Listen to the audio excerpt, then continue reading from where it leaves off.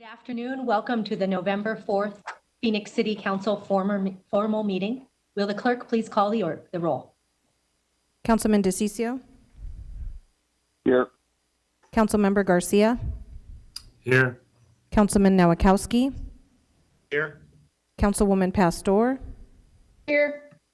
Councilwoman Stark? Here. Councilman Waring? Here. Councilwoman Williams? Here. Vice Mayor Guardado?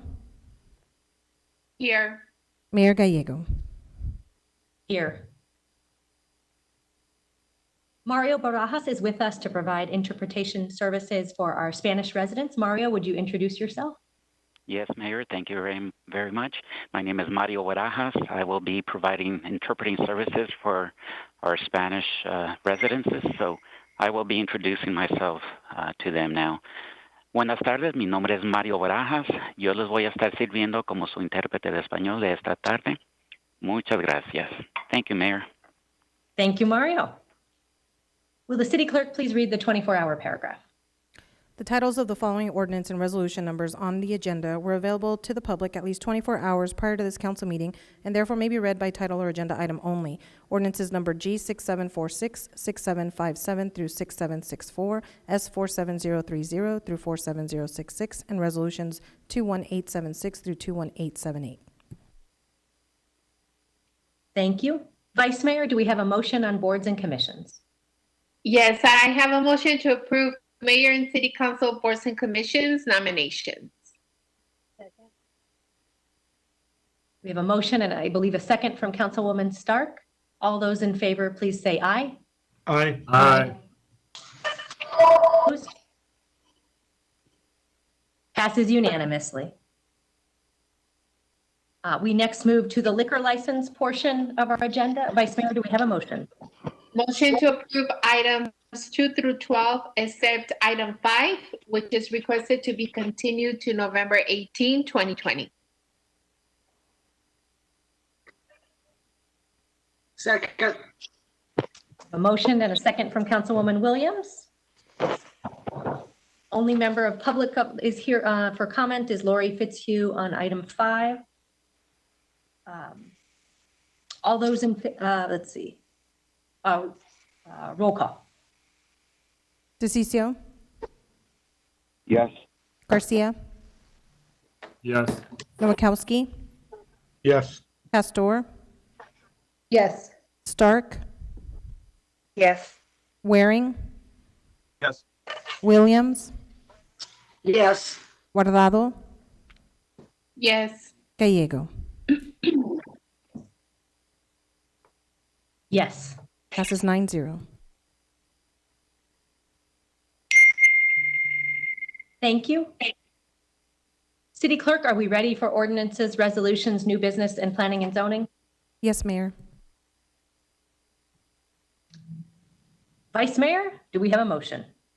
Yes, it's a motion to approve items 13 through 71, except the following items 37, 27, and 64 through 71, and excluding these items for public comment, 42.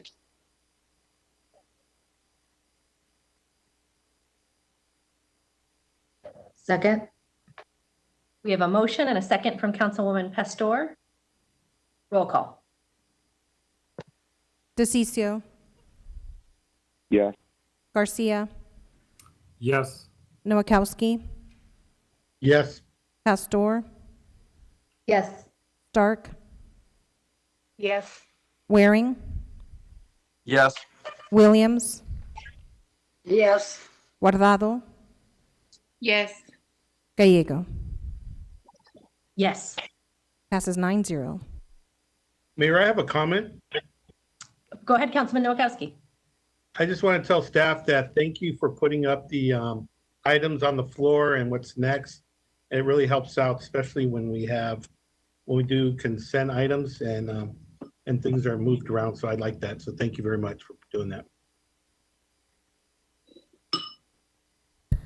Well said, Councilman Nowakowski. Second.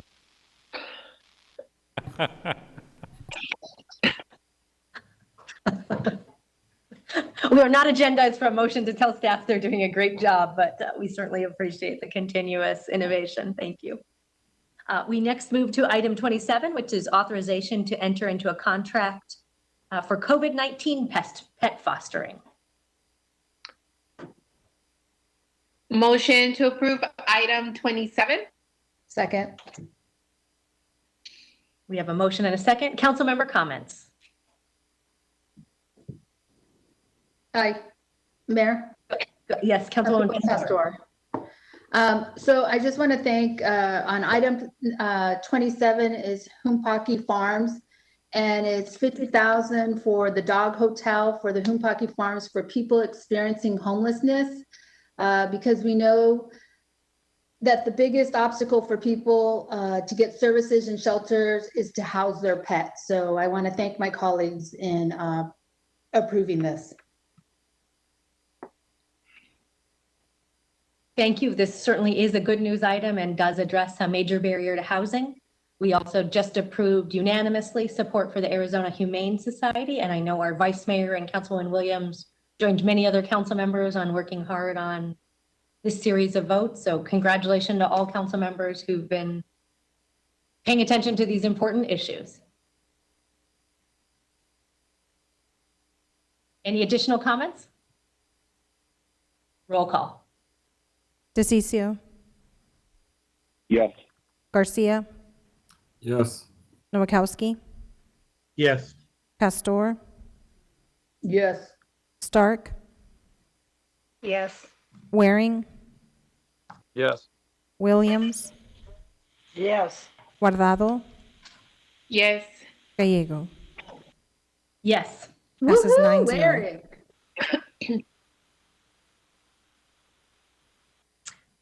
We next move to item 37, which is an intergovernmental agreement with Maricopa County Community College District for culinary support services of feasibility study, a neat workforce development partnership. Councilwoman Pastor. I believe I have a potential conflict on this one, so I'm going to recuse myself. Thank you, Councilwoman. Noting that Councilwoman Pastor will not be participating, do we have a motion?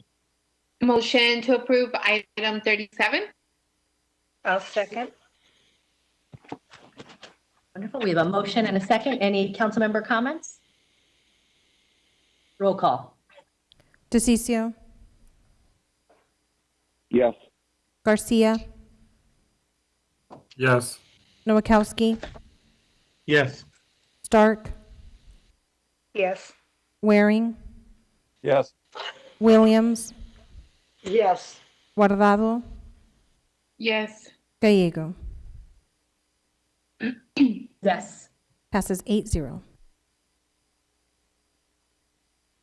Wonderful. Another good news item. We move to 42, Bishop Henry Lee Barnwell proposed ceremonial street signage. Do we have a motion? May I move to approve item number 42? Second. Second. Thank you. I believe that we do have a member of Bishop Barnwell's family on the phone. We'll go ahead and begin with public comment.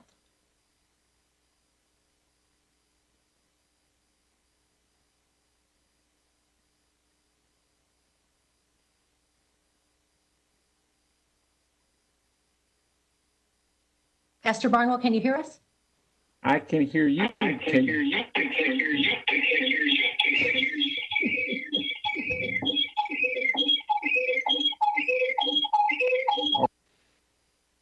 It was an echo unlike one I've ever heard, but we're so glad to have you with us. Mr. Barnwell, if you could lower your volume, we might be able to hear you a little bit better. Maybe while, okay, Is that better? that's wonderful. Okay. Mayor, congratulations. And to council members and my fellow citizens and guests. Are we going to echo? Yes, we are.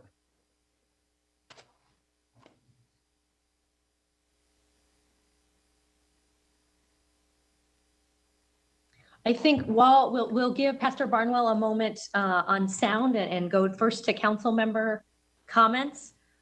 Thank you to Councilwoman Pastor, who has been working with Councilmember Garcia and others on this project. It's certainly fitting that we move forward with this dedication. Was that? Go ahead, Councilwoman Pastor. Okay, so everybody bear with me because I have a lot to say. I've always have a lot to say, but specifically with Bishop Barnwell. Bishop Barnwell was ordained a bishop in 1999, having served as a senior pastor of First New Life Missionary Baptist Church in Phoenix, Arizona since 1966. A congregation he grew from 30 members to over 1,000 members before his retirement after 40 years in ministry.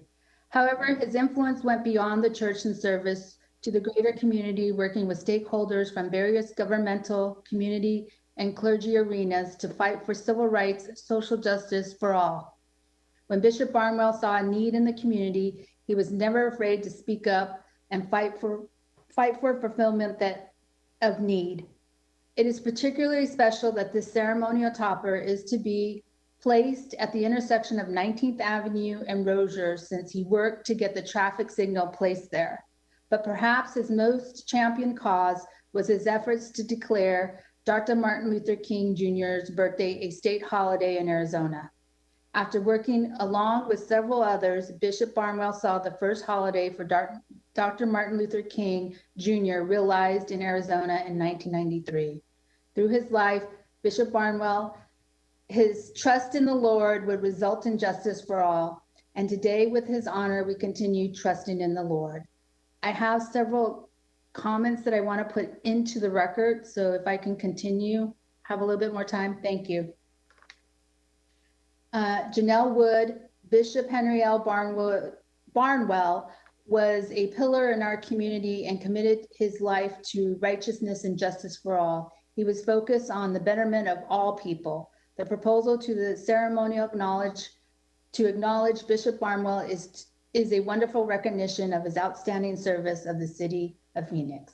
Gail Knight, Bishop Henry L. Barnwell deserves this recognition. His service to Arizona community and dedication to the betterment of all people has benefited many. Bishop Barnwell was also a great mentor to many servant leaders in Phoenix. Installation of Bishop Henry L. Barnwell proposed ceremonial street signage is a wonderful acknowledgement of an outstanding and distinguished spiritual leader. Thank you for honoring this caring giant. Kim Covington, as a Senior Director for Community Initiatives, at the Arizona Community Foundation, I strongly endorse the installation of the Bishop Henry L. Barnwell proposed ceremonial street signage. His life and legacies have inspired me and countless others, and will support the educational aspirations of Phoenix students perpetually. His work to build and lead us on the road to equality is worth celebrating and acknowledging with the installation of the proposed Bishop Henry L. Barnwell signage.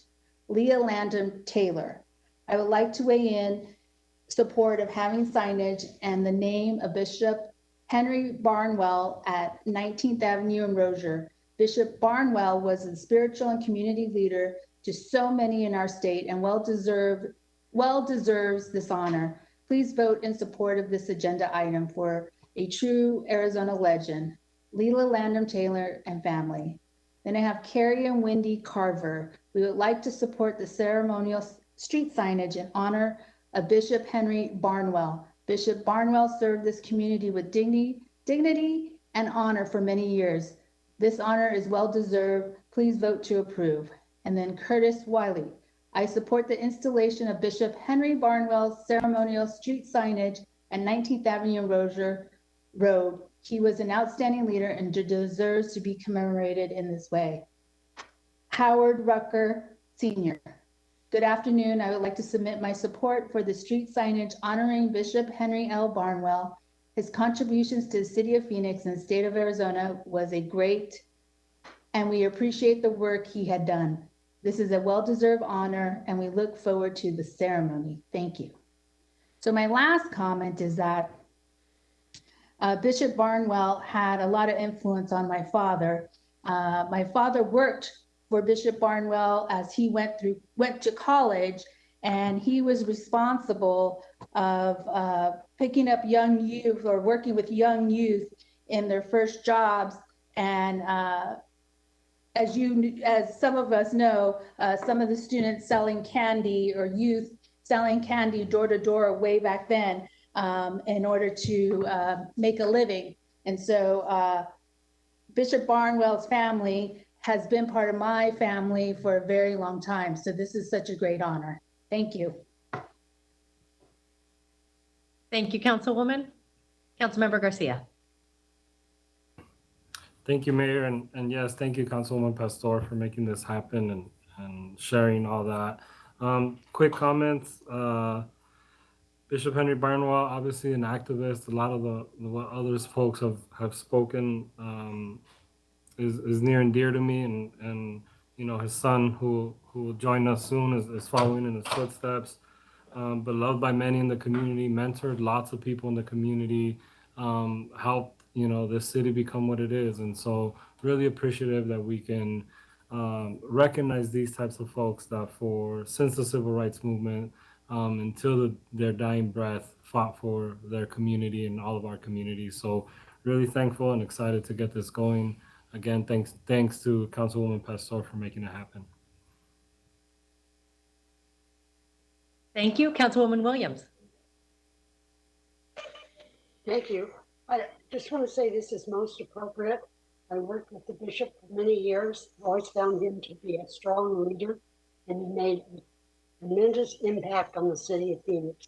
He was a true citizen that believed in honor and justice for all, and he worked with us very closely. So I'm glad that one has sure led this, and whoever it is may come in, but I heard somebody knocking on the door. So thank you, Mayor, and thank him and his family. Well said, Councilwoman Williams. Vice Mayor. Yeah, I also want to say, I want to thank Councilwoman Pastor for this. Pastor Barnwell, I've served together with you on the case action board and on case as board members, and it's been a real pleasure to work with you and seeing your legacy and everything that you have done to bring us to where we are at today. It's incredible. It's amazing. Thank you so much for your leadership, and thank you for everything that you've done for our community and what you're going to continue to do. Thank you. Thank you, Vice Mayor. Councilman Nowakowski. Thank you, Mayor. What can I say about Bishop Barnwell? I remember when I was first elected in 2007, we had some problems out there at the Lingo Park where we had Hispanic gangs and African-American gangs just going after each other and basically killing each other. And we sat down with Bishop Barnwell. He called me into his office and said, we need to stop this. We need to do something about this.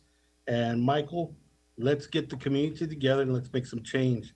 So that's where that Take Back Our Neighborhood came about, was from that meeting we had with Bishop Barnwell, where we said, well, we're going to need the church leaders, we're going to need the community leaders, we're going to need the businesses, we're going to have to gather everybody around and the police department, and let's figure this out.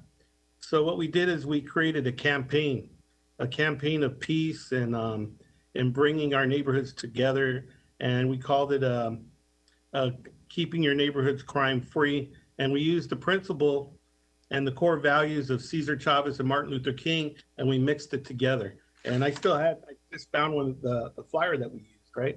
It was Martin Luther King's principles and Cesar Chavez. And it took us about 3 months.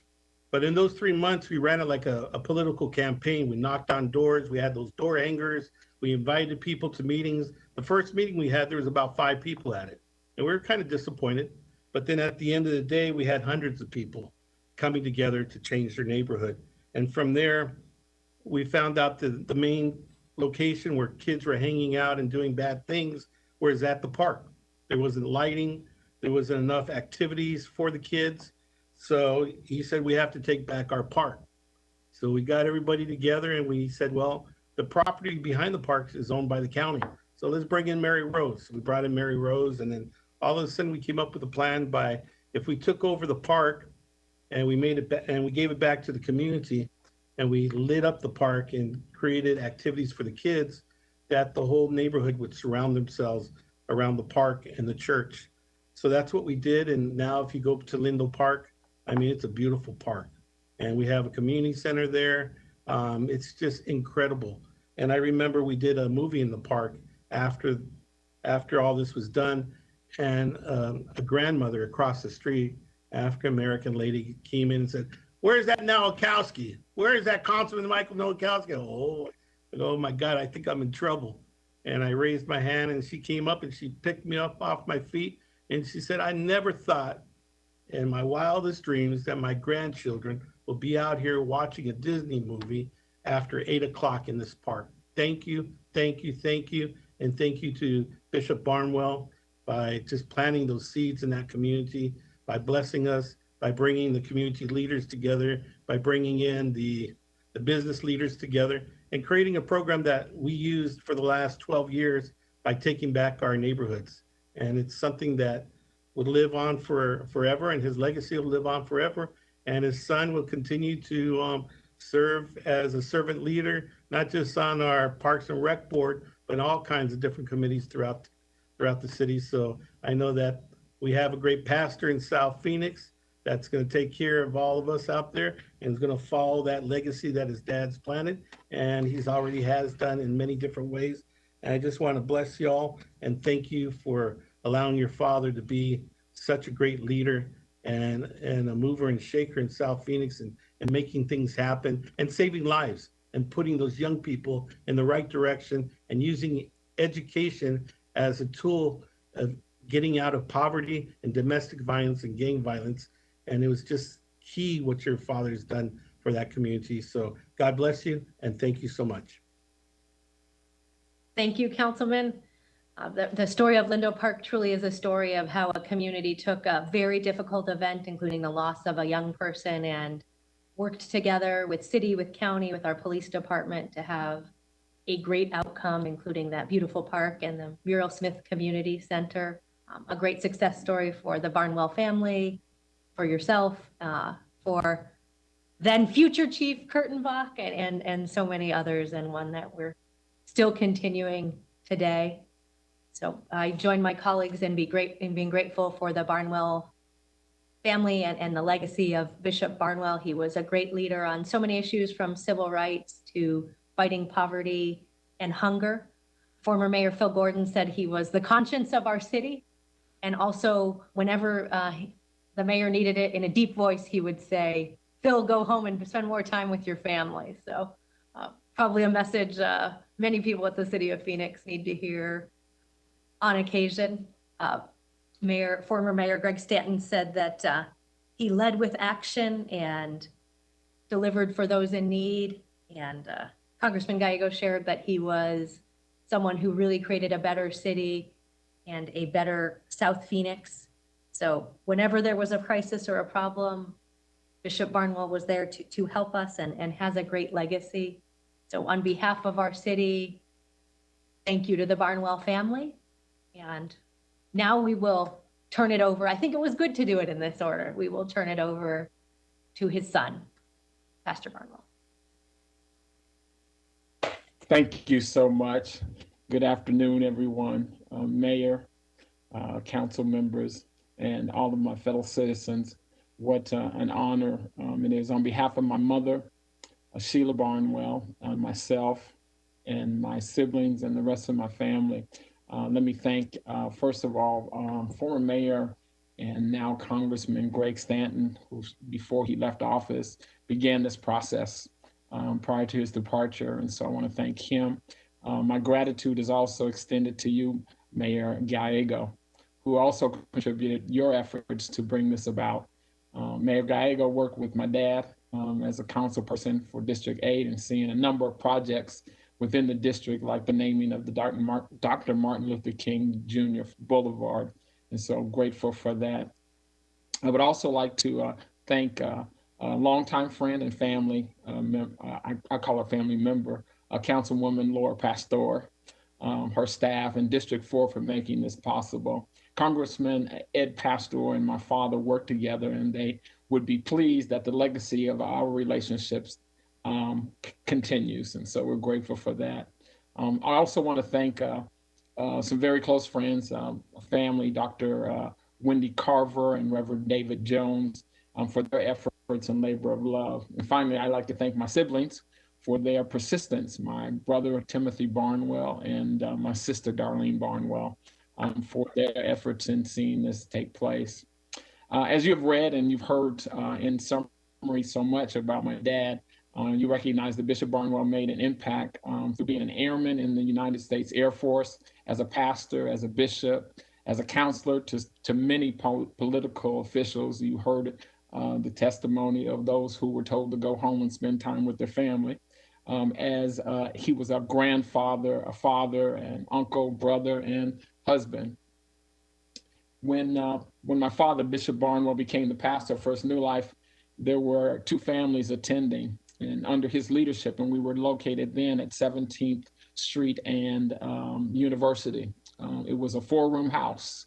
At that point in time, about 1965, 1966, it didn't have any running restrooms. It had an outhouse. That's what we started with. And under his leadership, the congregation grew. You heard to over 1,000. And First New Life has been described as a loving congregation connected to the surrounding community. First New Life has been synonymous with the late Bishop L. Barnwell. And so Pastor Emeritus, and Bishop Barnwell was known for being a pillar in the community, having significant relationships and influence with elected officials, both locally and nationally. He was known as a bridge builder who connected people who were on opposite sides, whether they were racially different, theologically different, denominationally different, geographically different, even gender or politically different. He sought to bring people together. For First New Life has been at its current location, 19th Avenue and Rozier, since 1983, almost 37 years. And when First New Life moved into this location, my father recognized that this corner on 19th Avenue and Rozier Road was dangerous. And so he contacted Superintendent Mary Rose Wilcox and insisted that a light be installed. We may never know the number of lives that have been saved because of the light, but it is so befitting that this sign be placed there. I have the privilege and honor of following him and the way that he has opened up doors and created this opportunity for me to be connected with you all, to be able to have the opportunity to speak, to carry on his legacy.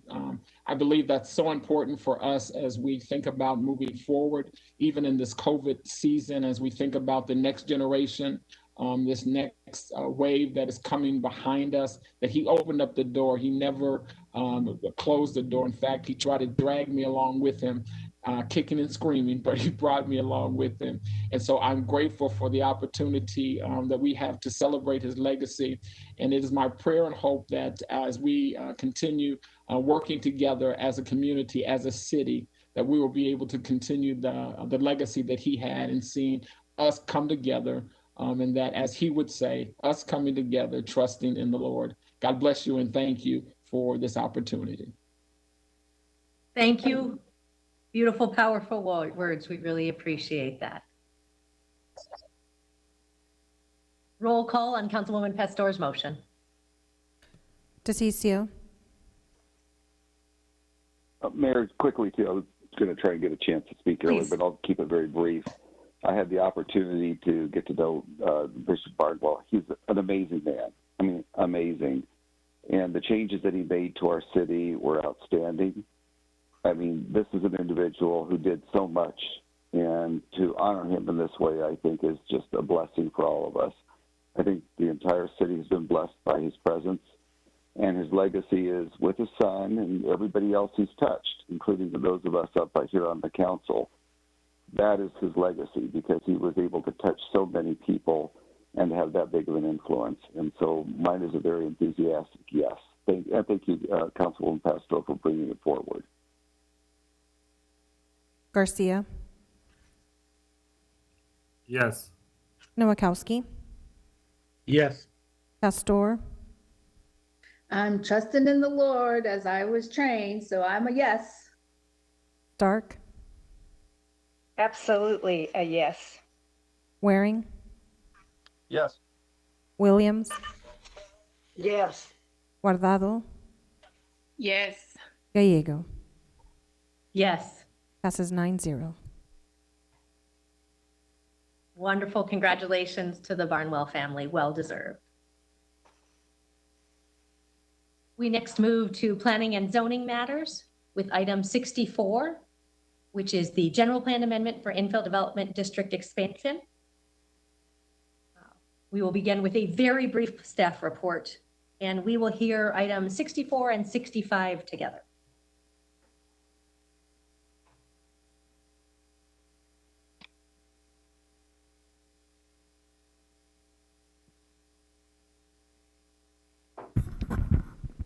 Thank you, Mayor, members of council. As you stated, items 64 and 65 can be heard together. One is a general plan amendment to expand our infill incentive area, and the other one is the corresponding zoning case. We will need separate motions at the end of those. In this particular one, the first one, 64, is the general plan, and 65 is a zoning case. These two items together will amend the policy documents and the text of the zoning ordinance to expand the infill development district area for about a little over 1,000-acre area. Staff does recommend approval per the Planning Commission recommendation. The aerial you see on the screen here shows in red the two expansion areas, which are the choice neighborhoods area for our infill development, as well as the Sky Harbor land reuse area off to the west of the runway from Sky Harbor. In that area, they're consistent with the planning documents that the city worked on within both of those areas. The Central City Village Planning Committee did recommend approval per that, with the recommendation to modify one of the requirements within the standards, so that we would look at making sure if there's an infill site that does have a tree on it, that a property owner and developer would have to make sure that they do a study to show where that tree is and what the health of it is. The existing infill policies don't require that. Staff still has them look at it, but doesn't require submittal of that. And that's something that we want to rectify with this, so that if there is a tree on site, we'll require that analysis to be submitted by a landscape architect, and then go from there to make sure that the tree is reused on site or somewhere else pursuant to our requirements if it's a healthy tree. The Planning Commission did recommend approval per the Planning Commission recommendation.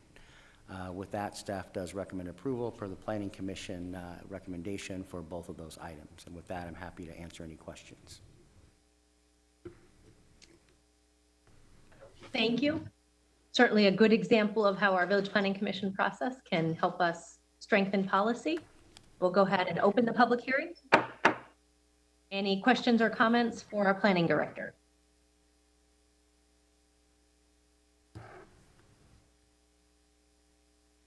Hearing none, we do not have any members of the public to address us on either 64 or 65. So I will go ahead and close the public hearing, and we will begin with item 64. Do we have a motion on item 64? Motion to approve item 64. Second. We have a motion and a second. And on the motion, Adopt the related resolution, yes, correct. Second.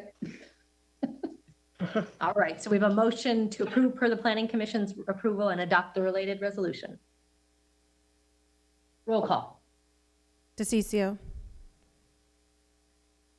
Yes. Garcia, Yes. Nowakowski, Yes. Pastor, Yes. Stark, Yes. Waring, Yes. Williams,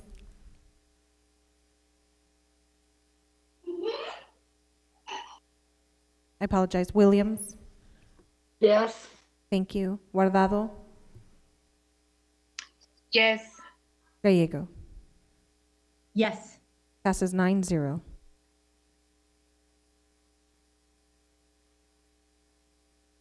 Excellent. Thank you.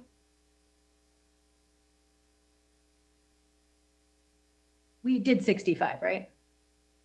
No, Mayor. we did not. Not yet. All right. Then Vice Mayor, do we have a motion on item 65? So motion to approve item 65 per the Planning Commission's approval and adopt the related ordinance.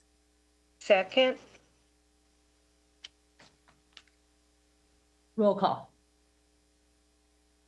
DeCiccio. Yes. Garcia. Yes. Nowakowski. Yes. Pastor. Yes. Stark. Yes. Waring. Yes. Williams. Yes. Guardado. Yes. Gallego. Yes. Passes 9-0.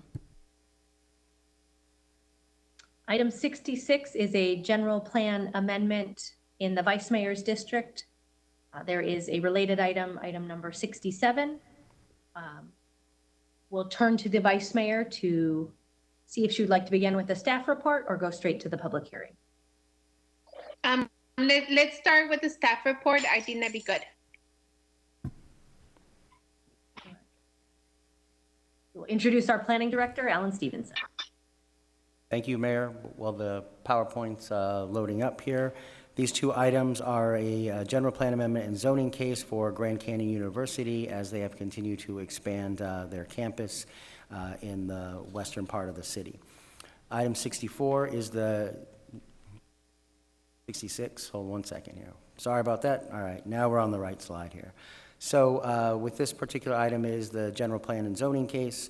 The first item, 66, is a request to go from residential 3.5 to 5 dwelling units per acre, 10 to 15, 15 plus, and commercial to public, quasi-public, as GCU has acquired those land. It's about 31 acres for the general plan amendment. Staff does recommend approval per the Planning Commission.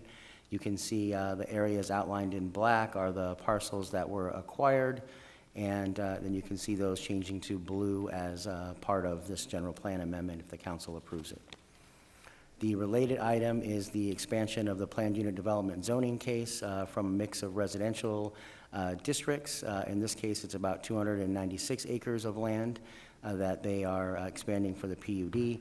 It is a major amendment to the Grand Canyon University PUD. Staff does recommend approval per the Planning Commission recommendation. This slide shows you the areas in purple, which are the proposed additional land areas for the PUD. And this is just the overall aerial showing you where the property is bounded by Camelback and 35th Avenue, 27th, and goes all the way over to I-17. Staff does recommend approval of the general plan amendment per the staff recommendation and adoption of the related resolution, and then also the Planning Commission recommendation, approval of that, and adoption of the related ordinance. With that, staff's happy to answer any questions. Councilwoman Pastor. Mr. Stevenson, understanding that how the PUD is coming about and how it came about, I know also there's future veteran housing project near GCU is underway. So my question is, will this project have the full cooperation of the City of Phoenix Planning Department as it moves forward? It butts right up against GCU. It's a project that the veterans are doing with Mr. Palmer. Mayor, Councilman Pastor, we currently don't have an application filed for that site, but we certainly would be willing to work with someone who is going to undertake something as good as providing housing for veterans. We would try and do, everything we can to help that project, but until we have something before us, I don't know what we would be talking about supporting or any of that. We just have to see an application, and we'd work with them to try and bring it to fruition once they get to that point. Thank you. Thank you.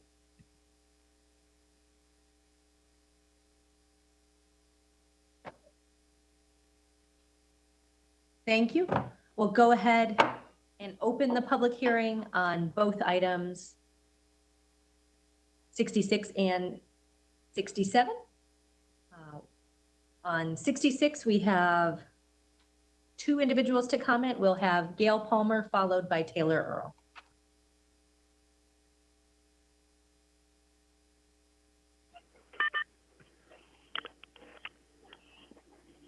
Hello. Good afternoon.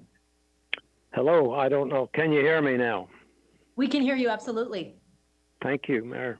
I want to thank you, Mayor, and for your congratulate you on last night's victory, and also Betty Gerardo, and thank you for the help that you've given our neighborhoods. I was not going to speak, but something happened about 3 weeks ago that I was terribly upset about. It was at the Planning Commission that I asked to speak, and my mic was not turned on. I was not able to speak, and I had a line of problems and things that I wanted to bring up. I'm not going to do that today.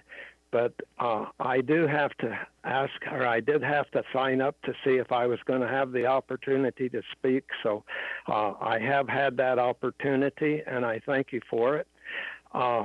We have had the neighborhood, and we've had many things that have not gone right for the neighborhood from GCU and the city, but I'm not going to go there yet. Someday possibly, but I just wanted this to know. I take my hat off to GCU. They've done a lot with that neighborhood, but they've hurt a lot of people also in their growth. I've had lots of things happen to me that I have not been happy about, and there's lots of you know what I'm talking about that's on city council.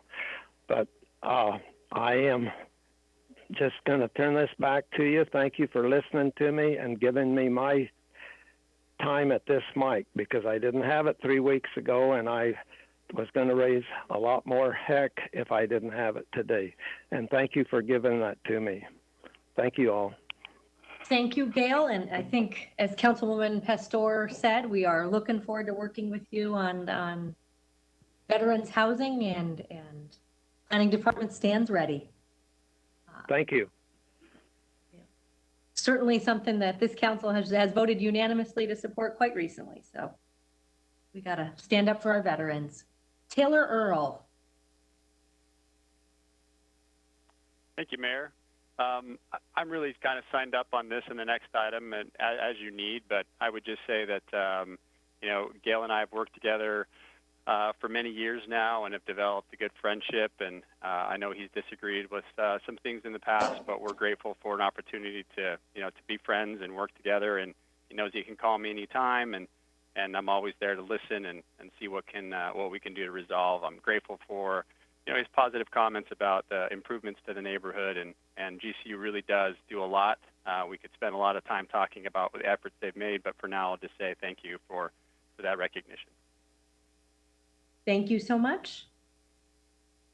We do have Talisa Williams signed up to comment on number 67, which is the rezoning application. So Talisa, the floor is yours. Hello, can you hear me? We can. Good. I'm having problems with my WebEx. I wasn't able to connect that way, so I apologize. Greetings. My name is Talisa Verdugo Williams, and I'm a proud resident and homeowner in District 5. I've owned 3 homes in this community.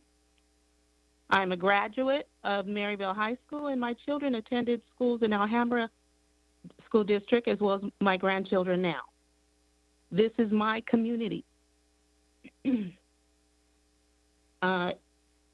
this body of council members actually lived, shopped, and had children in this school district, I doubt they would continue to vote in favor of GCU or allow them to consume one more inch of our community land and property. I emphatically oppose any more rezoning or permits in favor of GCU land and property consumption, gentrification, and development. According to this report, GCU has invested $1.5 billion into the area. However, the only ones benefiting is GCU. As you know, GCU is a self-contained walled city, and 2018 reported as the largest private Christian university in the country with over 90,000 students. But at what cost? GCU has continued to absorb neighboring land and increase its wall height. Within its walls, their students enjoy amenities such as hotels, restaurants, sports facilities, swimming pools, golf courses, and a vast number of dorms, while our students, our children, our grandchildren have endured years of crime-ridden parks, potholed streets without streetlights, overcrowded city buses, and dark bus stops and liquor stores to eat their school lunch. This is what our students have had to experience with no regard from this City Council District 5. Yet, this school continues to be catered to, subsidized, property valued, tax exempted, and allowed to devour my community. Mi barrio, okay? Once again, this City Council body is allowing this university to consume like locusts what is left of our community. On this proposed rezoning of the corner of 35th Avenue and Camelback, which is prime property with businesses such as the Great Wall, Asian Restaurant, which has been there for decades, and one of the best authentic. That is our final member of the public to address the council. I will close the public hearing and turn to the Vice Mayor. Thank you, Mayor. Well, just to begin with, I want to thank Mr. Palmer for his comments and his commitment to his neighborhood. And with that, I would like to make a motion to approve item 66 for Planning Commission's approval as it relates to the zoning change only and adopt the related resolution. Second. Mayor, Vice Mayor, if I could just get a clarification on that one. Item 66 is the general plan amendment, so there's no rezoning part to that. So it would just be motion to approve per the Planning Commission recommendation and adopt the related resolution. Okay, sorry, that's not what I had here. Okay. Yeah, that's fine. We'll make that, yeah. I will second. Thank you. I can confirm the information given to the Vice Mayor was exactly what she did present, but we will do it as recommended by our excellent planning director. We have a motion and a second. Roll call. DeCiccio. Oh, Mayor, quickly, Grand Canyon's been an incredible partner to the city, and they've just been an amazing entity and educational facility. If you go there, you see these students from all over our city, all over our state. I mean, we're very lucky to have them here, and this is another enthusiastic yes, Mayor. Thank you. Garcia. Yes. Nowakowski. Mayor, I'm going to take the lead of the council member and vote yes. Pastor. Yes. Stark. Yes. Waring. Yes. Williams. Yes. Guardado. Yes. Gallego. Yes. Passes 9-0. Thank you, Waring. Thank you. We next move to item 67. Vice Mayor, do we have a motion? Okay, I hope I get this right.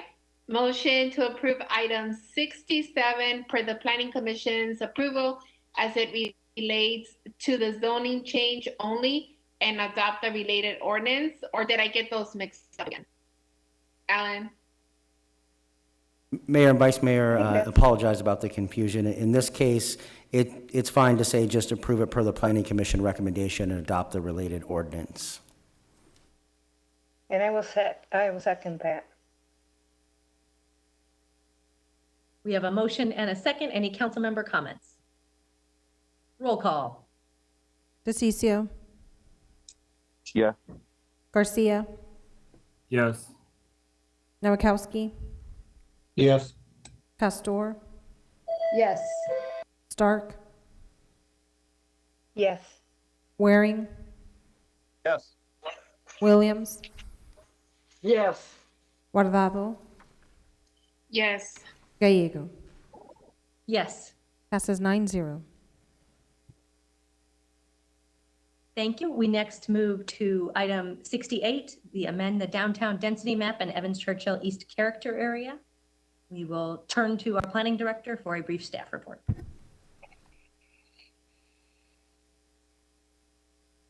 Thank you, Mayor, members of council. Item 68 is a text amendment to the downtown code for the southeast corner of 6th Street and Garfield. In this case, it is a request to amend the dwelling unit density map from 218 dwelling units per acre maximum to no density limit, as well as to increase the height bonus and maximum lot coverage south of Garfield Street from 50 to 90%. It is for a 0.7 acre parcel. Staff does recommend approval per the Planning Commission. The recommendation here you see in green is the subject site. This is just the zoning for it, showing it's all the downtown code, East Evans Churchill area, but very close to the downtown code biomed character area. This just shows that. Also, here is the proposed area with the height change from the 218 dwelling units per acre to the unlimited density, which would be governed then by the standards that you can build on the site in terms of height and lot coverage. This is the applicant's conceptual site plan and how it lays out. This is not a zoning case where you have a site plan and elevations that you stipulate to in those items. It is a text amendment because the downtown code is a form-based code that focuses on the pedestrian element and design already, so we don't require those as part of a text amendment. This is the applicant's conceptual rendering of the proposed project. Here you see the side views of it from south and west. Staff, the Central City Village Planning Committee recommended approval 7-4. The Planning Commission vote was 7-0 to approve the request. Staff does recommend approval per the Planning Commission recommendation, and I'm happy to answer any questions. Thank you. Any questions? We'll open the public hearing. We have one comment from Nick Wood. Mr. Wood, the floor is yours. Mayor, members of the council, Nick Wood, Snell, Wilmer 1, Arizona Center, and I represent the applicant Hubbard, and I'm just happy to answer questions you might have. Wonderful, thank you. Any questions? We will close the public hearing. Do we have a motion?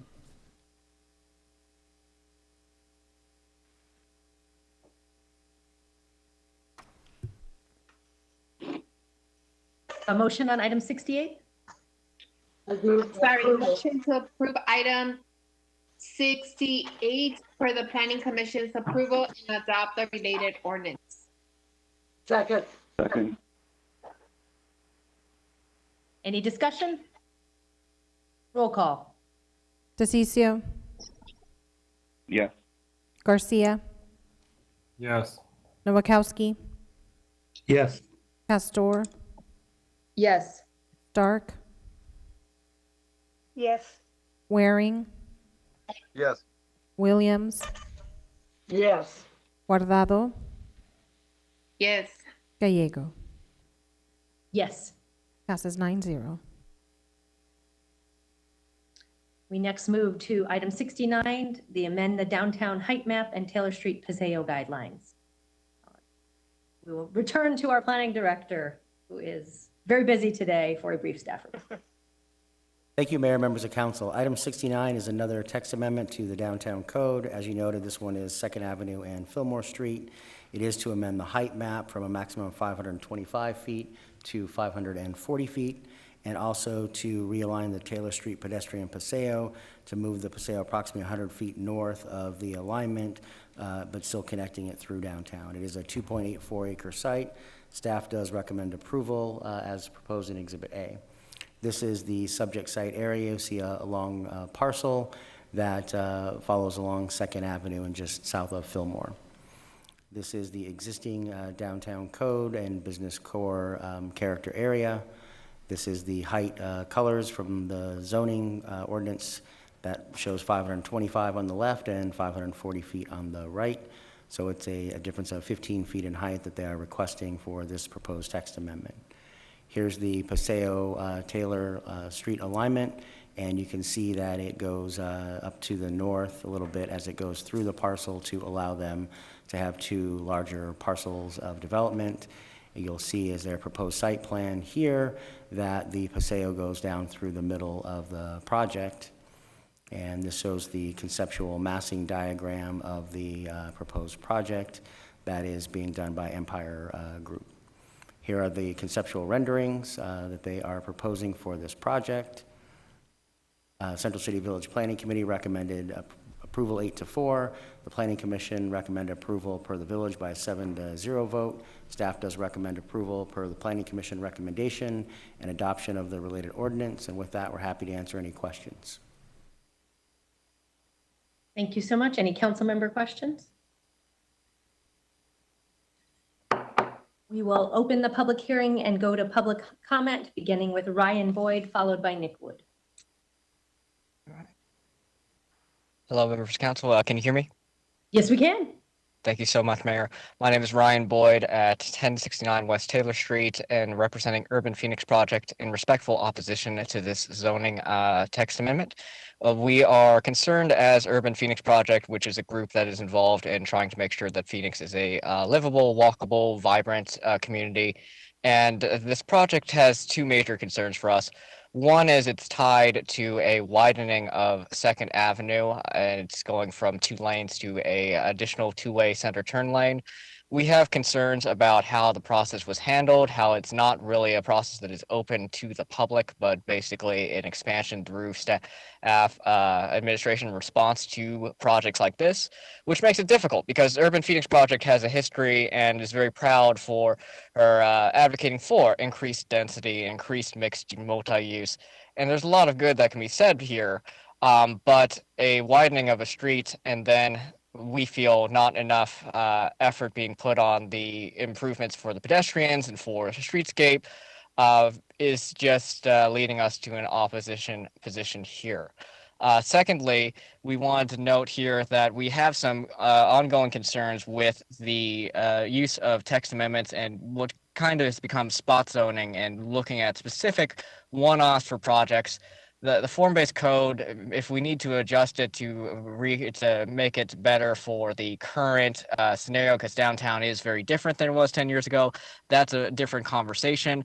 But we keep on weakening the code. And to be honest, we need to have a strong code so that developers know here's the game plan, here's what's going on. And when you do make amendments, they need to be made for specific community benefits. And we just feel that 15 feet additional height here isn't a necessary item. It is simply the developer wants to create a project in a certain way, but they could have done many other things, including adjusting things like removing parking layer. Thank you so much, Mayor, and I'm open for any questions. Thank you so much. Councilwoman Pastor has a question for you. No, I don't have a question for him. I have a question for Alan. Oh, please go ahead. Because administrative services or administrative changes used to go through subcommittee. Mayor, Councilwoman Pastor, I believe you are talking about text amendments. Oh, you're correct. You're correct. Sorry. So text amendments to the zoning ordinance have gone back and forth over time on whether or not they were, went to a city council subcommittee. Statutorily, they're always required to have a public hearing before the full council. So at times they have not gone to subcommittee because it's not something that just the subcommittee can approve and the council can put on a ratification agenda. They always have to have a public hearing. And so most recently, the determination was made that since you're going to have a public hearing on all these at the full council, just go to the full council and have the public hearing rather than doing it at the subcommittee and then doing it again at the formal. Okay, so at one point it did do that. It did in the past, Mayor and Councilman Pastor, you're correct. Yeah, because I know that when I entered, we did listen to those, so that's why I'm asking. Mayor. Councilwoman Stark, followed by Councilman Nowakowski. Yeah, part of that's my call, Councilwoman Pastor. Given that we've been in this pandemic and having meetings by WebEx and knowing that these cases need a full hearing before the council, we've taken some of the amendments off. Thank you. I just needed clarity because I thought I was going crazy. Oh, no, you're not. You're not. Councilman Nowakowski. Thank you, Mayor. This is actually in my district, and one of the comments was about widening the street. The street widening came about because of public safety. The fire department said that they needed an extra wide lane to have a fire lane in place. So it was something that we talked to the developers, and they agreed to the widening of the street. So that was something that was caused by fire department and because of the safety of the building and stuff.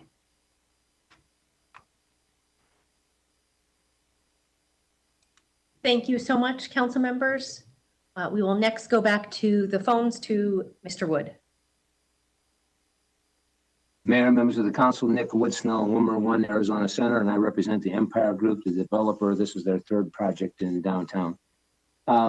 Just one comment with respect to the widening and Mr. Ryan's suggestion that there was no public process.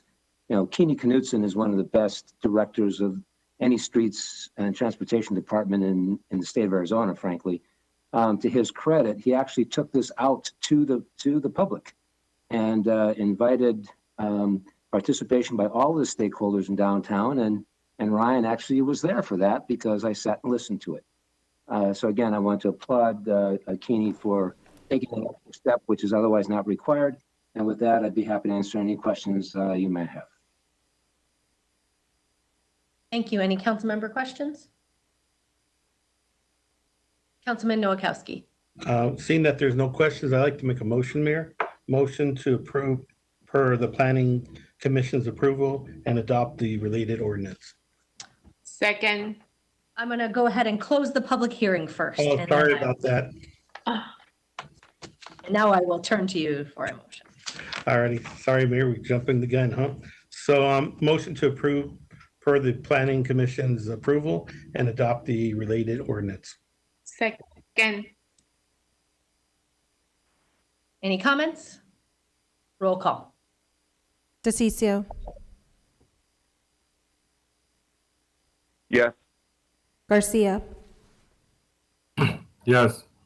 Nowakowski. Yes. Pastor. Yes. Stark.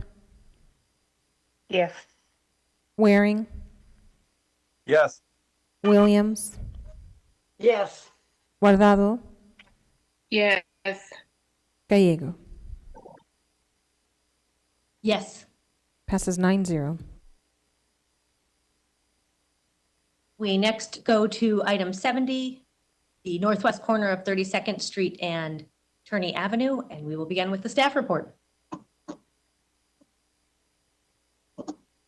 Thank you, Mayor, members of council. This particular item is a planning hearing officer request to modify stipulations of a previously approved zoning case back in 1981. In that particular case, the zoning that was approved was CO, commercial office, for a 1.4 acre site. The two stipulations that are before the council today requesting modification are stipulation number 1 regarding site plan and stipulation number 2 limiting height to 1 story. Staff does recommend approval per the Planning Commission. Here's the subject site outlined in green, 32nd Street on the east and then Turney on the south here. The existing zoning map here shows CO, and directly to the north is CO going up 32nd Street, but then to the south it does transition to residential right here in this area along that side of 32nd Street.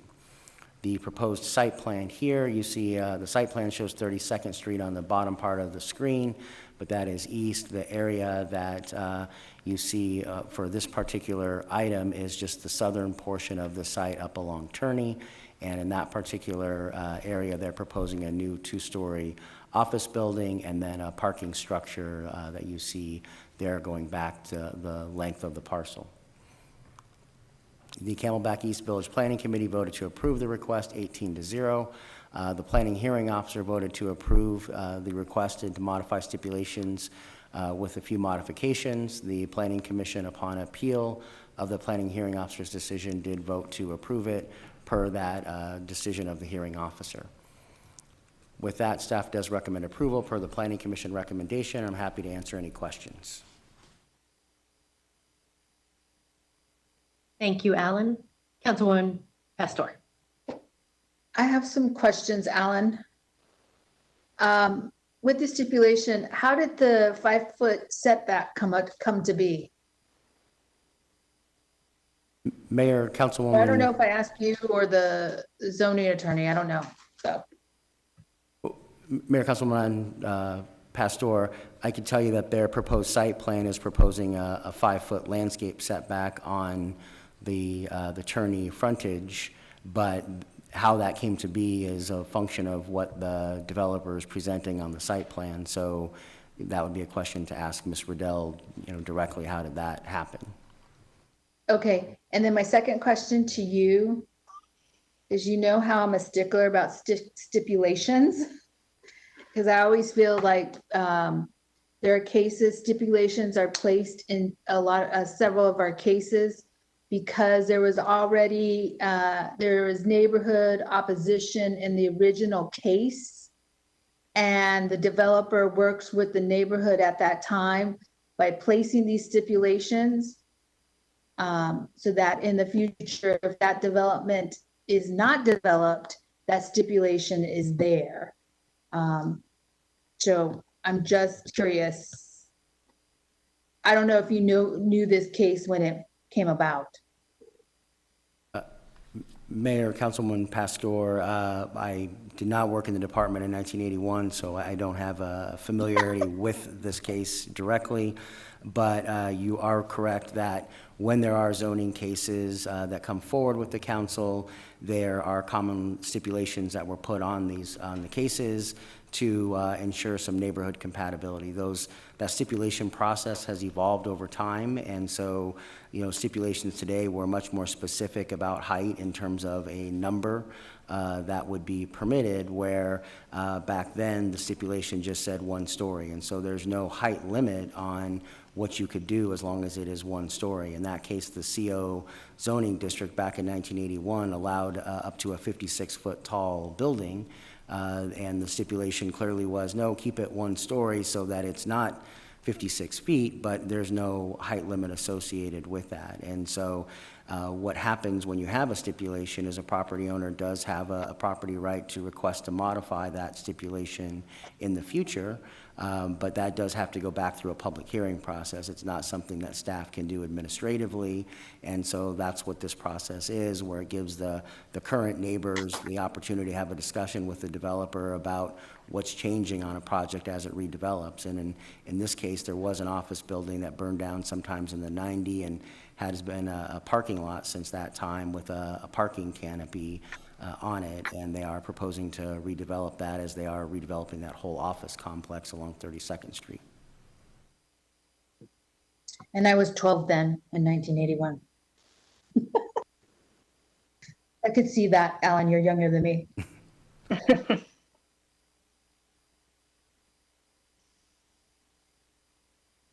Thank you, Mayor. Thank you. Going to go ahead and open the public hearing and begin with Wendy Riddell for the applicant, followed by Tim Lasota. Thank you, Mayor, Madam Chair, members of the City Council. Wendy Riddell with the law firm Barry Riddell, 6750 East Camelback. I'm not going to start by telling you how old I was in 1981, so I will. Councilman Pastor, I will not forget your questions, though, as I work my way through a brief presentation. If staff could pull that up for me.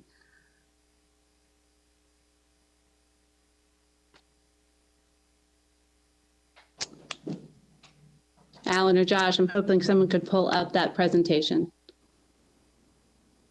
Mayor, Mr. Riddell, it's coming up in just a minute. Okay, thank you.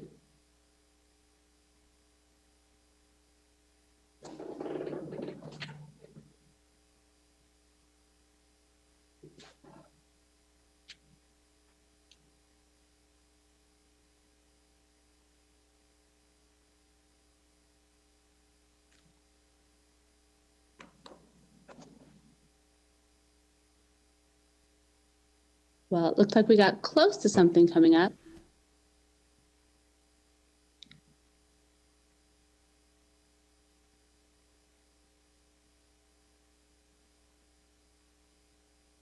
Ms. Riddell, is this the correct presentation? It is not.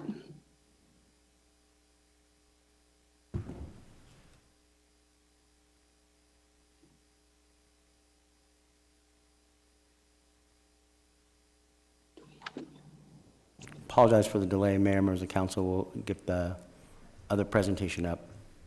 Right. Wonderful. There we go. All right. Please proceed. Thank you, Mayor, members of the council. If you could flip to the first slide.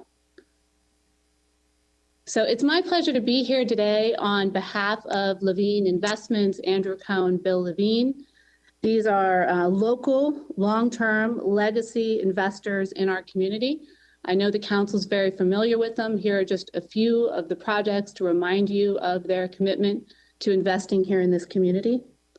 Next slide. So the site that we're talking about today here is right on 32nd Street in Campbell. It's part of a larger project that we are reinvesting in and redeveloping. But the subject site is a small portion on the very small bottom that was actually zoned back in 1981. Next slide. So at the time it was zoned CO, and there was, as Alan mentioned, a one-story height limitation that was placed on it, but there was no specific height noted. So in fact, it's a maximum of 56 feet that's permitted in the CO and is permitted there today by right. The site was actually built with an office project. You can see the picture there in the bottom portion. It was unfortunately later subject to a fire and then replaced with some parking and some 11-foot tall canopies. Next. So when you look at the site in context today, and again, 32nd Street being at the bottom of your screen, you see the parking deck that we're proposing and how it ultimately integrates into the overall project. This is a site that, though it meets code for parking, we find with the medical uses that additional parking would really benefit the center and ultimately the area to ensure people park on site. So we're proposing a single office, approximately 5,000 square feet there on the corner, tucked up on 32nd Street, and a single parking deck. I'd also like to point out that the maximum height of the office building is 28 feet, and the maximum height to the top of the garage wall is 14 feet 2 inches. We are not proposing to have any kind of access onto Turney. Next slide. So when you look at this in context of the stipulations, we are proposing to modify the stipulation to allow it to be 2 stories, the maximum height of 28 feet, and again, the maximum height of 14 feet 2 inches for the garage screen wall. We're also proposing, per the PHO, to add a requirement for general conformance to the site plan that shows the specific or shows the location of this office and then shows the garage deck. And I think the hearing officer put it very well when he said that our request to modify to limit the building height to 28 feet is more restrictive than the existing stipulation, the permitted height in the base zoning district, and some of the height of the existing developments in the surrounding area. So what we're proposing, he recognizes, is more restrictive than the rights that exist today. I should also note to Councilwoman Pastor's question, the 5 feet doesn't come from the site. It's actually in the base underlying CO zoning district. So we're not seeking to deviate what is in that base CO district. Next slide. So when you look at this in context, and again, the PHO process is a process that allows us to come in and redevelop, I think a pretty critical process to redevelop these types of infill properties and to be able to reinvest in this type of infill development. You can see it's a pretty great upgrade, we think, of the overall project viewed here from 32nd Street. Next slide.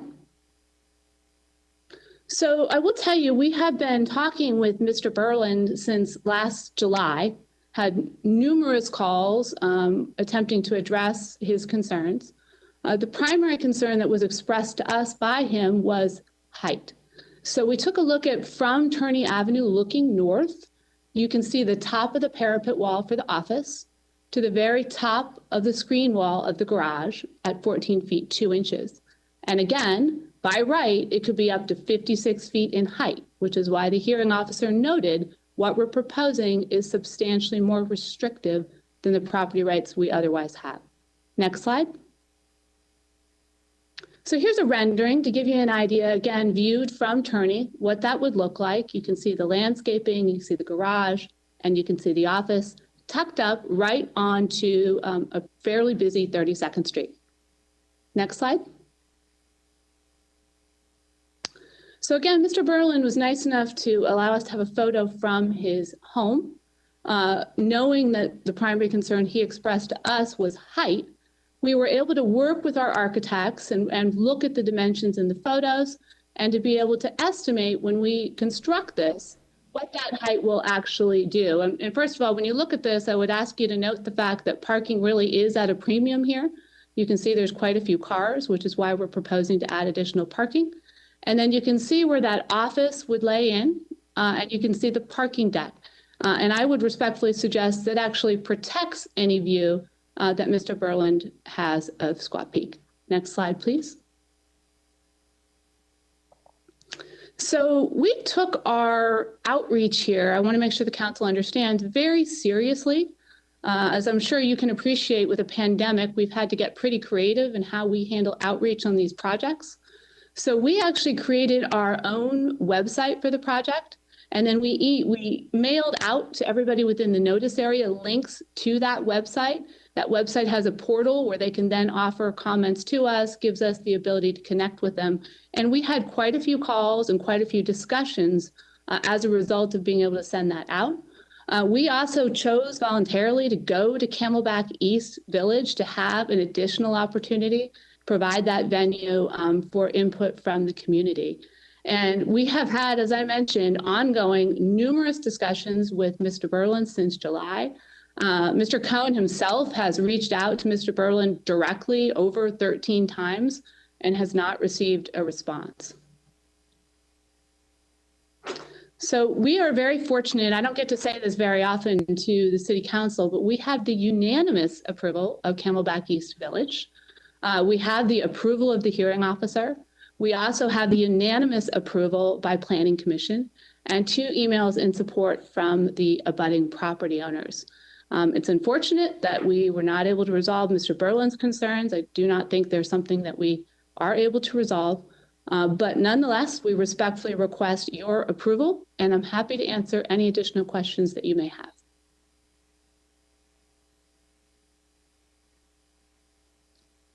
Thank you so much, Councilwoman Pastor.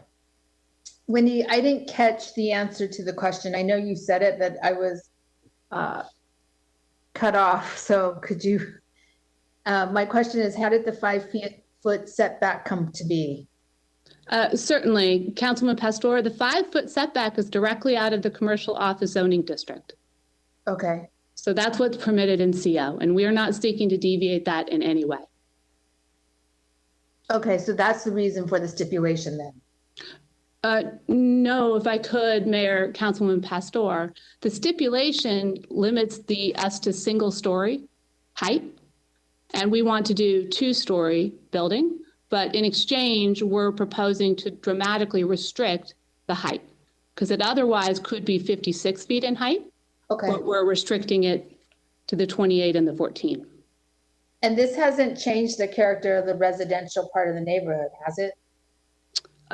Mayor, Councilman Pastor, not at all. I mean, this office complex has been here for quite a long time. I think many of the neighbors appreciate the fact that there's going to be this reinvestment into it and commitment to it. Okay. And then I wanted to ask a question. There's a slide. There was a picture on one of the slides that has palm trees. I think it was at the beginning. Right there, right there. See how the palm trees are? Those are palm trees, right? They are, Councilwoman Pastor. I believe those are actually existing on site out there today. If you go ahead. If you shift to the next slide. So I think you'll see that some of those palm trees are out there today. So what we're doing is really enhancing the existing condition that's already out there. Okay. The only reason I was looking at the palm trees, if you could go back to the other slide. I was hoping in the future, if possible, that you create like a shade canopy. I think that would be nice for the neighborhood or that area. If you know what I'm talking about. Councilman Pastor, understood. Yeah, I think it would be pretty and enhance even more. Thank you.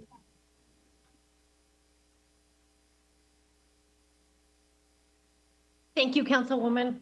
And question for Wendy, who will be eligible to park in the parking structure? Mayor, anyone who is visiting, there's quite a few doctor's offices and tenants, anyone who is there to visit the site would be able to park in that garage. Thank you.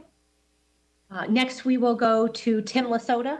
Tim has up to 10 minutes to present to the council and could introduce other speakers during that 10 minutes. Thank you, Mayor and members of the council. I am Timothy Lasota, 2198 East Camelback Road in Phoenix. And I'm representing Bobby Berland and Noel Tan, who live directly across the street from this new parking garage that the applicant proposes, as well as the two-story building. And I do have a presentation. It's not long, but before I get to that, I'd like to clear up a couple of misconceptions from what Ms. Riddell said. Ms. Riddell's continued assertion that one story means 56 feet is just wrong. One story has a meaning. It essentially means 14 feet. That is something that the prior council put into the stipulations, and it would be given meaning, and the meaning would not be 56 feet. It would be 14 feet. So Ms. Riddell's continued assertions that this is somehow a downzoning are just wrong. It is a complete negating of a stipulation that otherwise applies. They cannot go to 56 feet today. They can't go beyond one story, which is 14 feet. The other thing I wanted to point out is, and they certainly couldn't do the two-story building or the two-story parking garage, so it's a little bit of a moot point, because the bottom line is they could not do what they want to do now if that stipulation's there, which is why they're before you. One of the other things I wanted to point out is the outreach efforts. There have been extended discussions. Essentially, they've been brokered by Councilman DeCiccio, and the bottom line is there's just no agreement between the parties. But I take umbrage at Ms. Riddell's suggestion that we haven't been willing to have a conversation. The bottom line is the applicant says he doesn't have enough room for to move the parking garage back, and he needs the parking. So, there's no compromise. They've offered to talk about trees. We oppose negating the stipulation, particularly if it's the 5-foot setback remains, which is extraordinarily minimal. That's what happened with the discussions. We could have met from here to eternity and it wouldn't matter. But I certainly disagree with Ms. Riddell's characterization of the discussions that occurred. The other thing I wanted to say is the reason the 5-foot setback applies because this property essentially, when it was changed from residential to commercial office, the part along Turney went from being the front yards of residences to the side yard of a commercial property. And Ms. Riddell is right, the setback is 5 feet for a commercial office, but undoubtedly that was one of the things that was considered was, look, this is a residential street and now we're gonna have a 5-foot setback. So how could we mitigate that? Oh, let's mitigate it with a stipulation to 1 story, because if it's right up within 5 feet of the setback, then it's only going to be 1 story, so that mitigates it. And obviously, what Ms. Riddell proposes completely negates that. Now, let's talk about this. This stipulation goes way back. You can see the old school logo on the first slide. And what happened was someone wanted to put this commercial office in a residential neighborhood, rezone it from residence. The staff said this request would represent a commercial intrusion into a stable residential neighborhood. And the staff recommended no, Planning Commission recommended no. What the council said is we'll give you the zoning, but we're going to limit you along the part of this property closest to Turney. We're going to limit you to 1 story. So that was the compromise, a 1-story buffer, and that has stood the test of time. It has preserved the neighborhood. Ms. Riddell, right in her presentation, admitted that the residential character of the neighborhood has been maintained by the stipulation. So normally when people argue that we should get rid of stipulations, they argue that there's a changed neighborhood condition, that they're no longer necessary. Ms. Riddell actually admits just the opposite, that we still have a residential area, the residential area hasn't been compromised. So why are we going to get rid of the stipulation? She never gives a reason. The applicant never gives a reason, but they do want to negate the stipulation, and they want a parking garage. They want a 2-story building, and they want it right up within 5 feet of the property line, as you can see from this map that's been provided by the applicant. As you can also see, those are the homes on the left. The south side of Turney has remained exclusively residential, even since this stipulation was passed in the 80s. This stipulation has endured the test of time. It's worked. And the only reason that now we have a new owner. What's changed? The new owner finds the stipulation inconvenient. The specific question has been asked, look, if it's going to be up within 5 feet of the setback, is there any way we can move it back so it's not right up crowding onto a residential street? Answer is, well, we just don't have enough land, right? We don't have enough room to do it. So you know what? We need to get rid of this stipulation that was intended to protect the neighbors, because we don't have enough land to do what we want to do. Well, and what's the justification? Well, haven't you seen what a nice job we've done with Postino?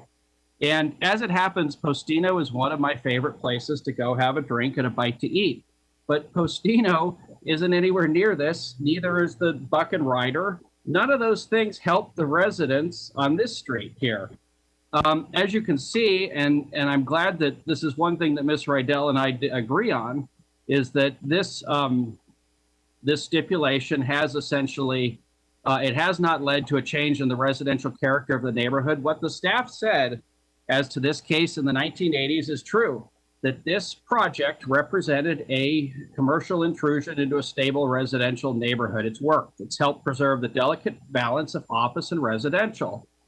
It's endured for decades, and now it has to be changed because it's just inconvenient for the new owner, who figured he could buy this property and get council to go along with getting rid of the stipulation without a real justification, other than the fact that they've done some nice work elsewhere in the valley, which I think everybody would agree with. So I think this takes us back.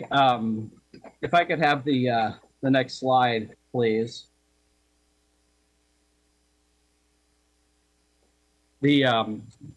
you know, this just again demonstrates how close this parking garage is going to be to the street.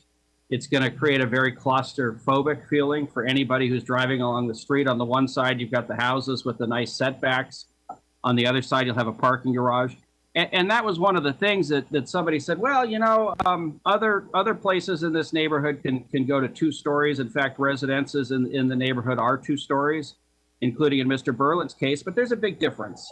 And the big difference is these residences are set back from Turney. They're set back, I believe it's 20 feet from Turney, as opposed to being within 5 feet of the property line as the applicant here proposes. So essentially, this is what people on Turney will look at across the street. It's not very appealing, but it's also a parking garage right in a residential neighborhood.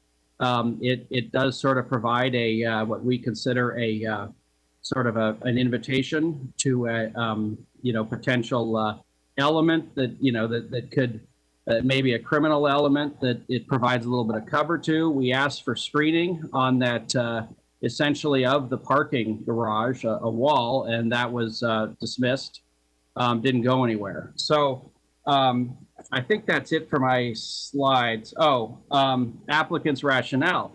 This design, and we didn't even hear this in the presentation, but the rationale for the changes, this design concentrates the building massing closer to 32nd Street. Well, no, it doesn't. As you heard Mr. Stevenson say, this building runs the entire length of the property on Turney Avenue. The massing is not at all on 32nd Street. And this is exactly what the stipulation is intended to protect. It's intended to provide a barrier, a one-story barrier, a one-story buffer, I should say, on the part of this project that is closest to the residential neighborhood. That's why it was put in there. That's why it should stay.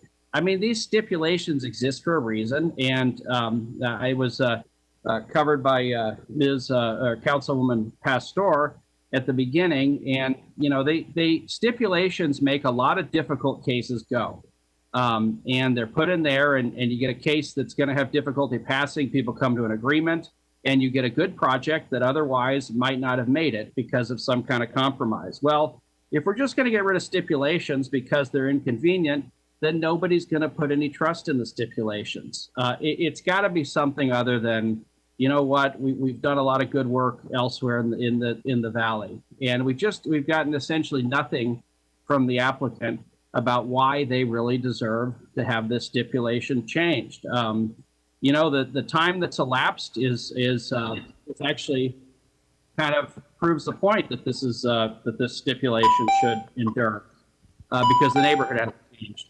I was going to introduce Mr. Berland. I guess that's it for my time. I was going to introduce Mr. Berland and Mr. Tan, who are on the call and willing to speak, but it looks like I'm out of time, so I guess they'll donate theirs to me. With that, I appreciate your attention, consideration. Be happy to answer any questions. Mr. Berland and Mr. Tan can have 2 minutes each. Before we go to those 2 residents, any council member questions for Mr. Lasota? All right, we will go to Mr. Berland, followed by Mr. Tan. Hello, Council, Mayor. Good afternoon. Can you hear me? Hi.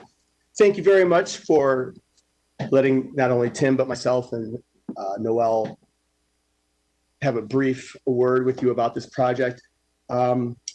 As Tim stated, you know, this project sort of came out of nowhere. It was the community outreach. Essentially, I got, by the time I received something in the mail, it was within less than 10 days that it was going for review. I have no problem with development. I've lived in the Biltmore area from 20th Street on the west to 69th Street on the east, Lincoln to Indian School. And I've watched this area over the last 20 years really regentrify itself. I chose this lot to do a remodel and move, and I did my homework on the building across the street, obviously because I was going to be on a main road directly south of a commercial project, and I wanted to, you know, I did my research on the project. and their zoning, and I move forward. Well, I understand that buildings get aged, things get remodeled, and that's fantastic. And I welcome Andrew and Bill to do a remodel. What I have a problem with is the way they went about it and the way that it's being portrayed.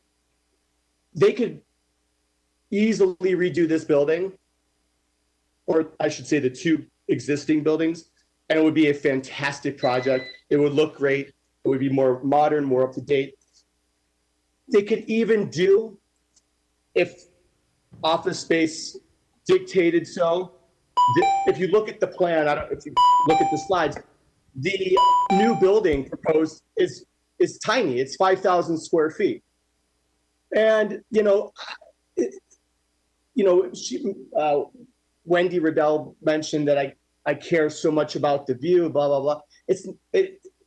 That's completely off base. I have concern for traffic.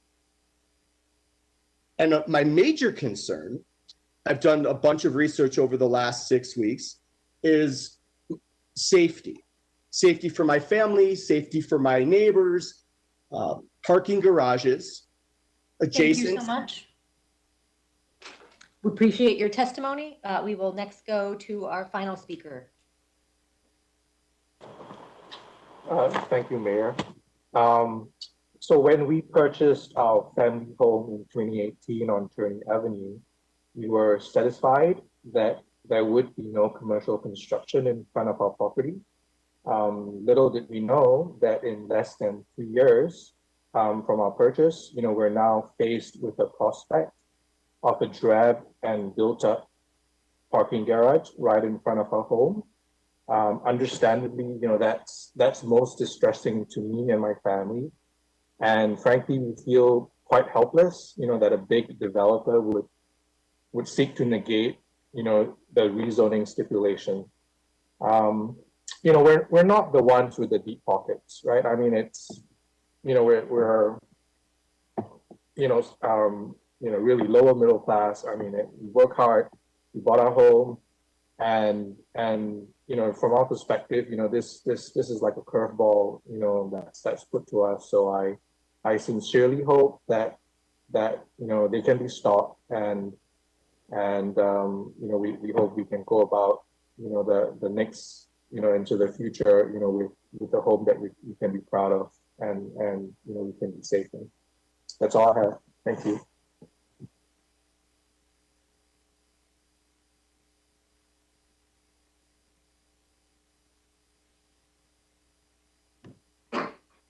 Thank you.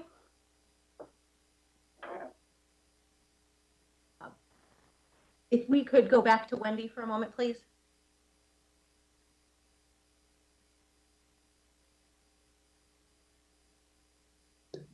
Thank you, Mayor. So just a couple of brief follow-up comments. I take umbrage with Mr. Lasota's comment that 14 feet equals 1 story. Everybody knows that. Well, there's no source for that. That's simply nonsense. You have lots of single-story buildings in the city of Phoenix that are 30 feet tall or greater. And that's easily what could occur here. That is why what we are proposing is more restrictive than the underlying property rights. I'd also like to just talk a little bit about PHO, and certainly I recognize that stipulations are an important component of any zoning case.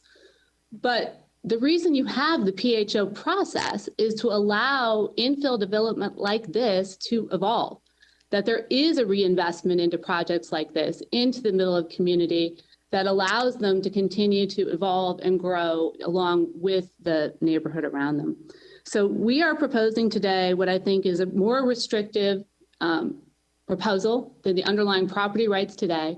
It has the unanimous approval of Camelback East Village, the approval of the PHO, the unanimous approval of the Planning Commission, and we would respectfully ask for your approval as well. I'm happy to answer any additional questions.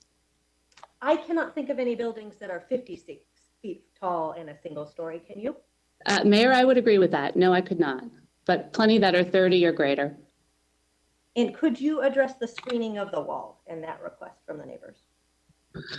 Certainly, Mayor. So we had multiple conversations where we offered to meet with them to talk about landscaping. In fact, the property owner directly to the west, Ethan, we actually met out on site and went through exactly what he would want and have worked that out with him. They were not interested in talking with us about screening or landscaping. It sounds like Mr. Lasota and I completely disagree with the conversations that we had. They simply told us, look, unless you're willing to go away, move the garage, dramatically change the proposal, we're not interested in talking with them.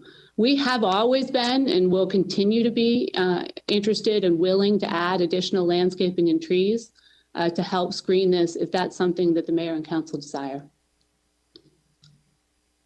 That is great to hear. Councilwoman Pastor. So Alan and Wendy, I have a question for you too, but I'm going to go to Alan first.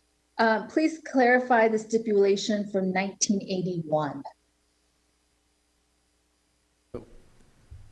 Mayor, members of council, the stipulations were a one-story building height. It did not say a number of what was associated with that. So it just said one-story building height. And there was a general conformance site plan stipulation as well, and that's what they are seeking to modify. Ms. Riddell's correct in that the process to modify a stipulation is going back through this public hearing process. You know, certainly a property owner after 40 years almost to come back and request to modify a stipulation is something that the city does see as properties are reinvested and things are redeveloping, whether that's in a commercial office area or in numerous homes throughout the entire city where people are coming back into the city and investing in those homes and fixing them up and doing different things with them that, you know, are a change. And so that's something that we do see quite often. Okay, so what I'm hearing is that there is no restriction on the one-story stipulation. Height restriction. Mayor, Councilwoman Pastor, there's no number as to what one story means. The stipulation says you're limited to one story in height. And I think Mr. Lasota, you know, came up with 14 feet.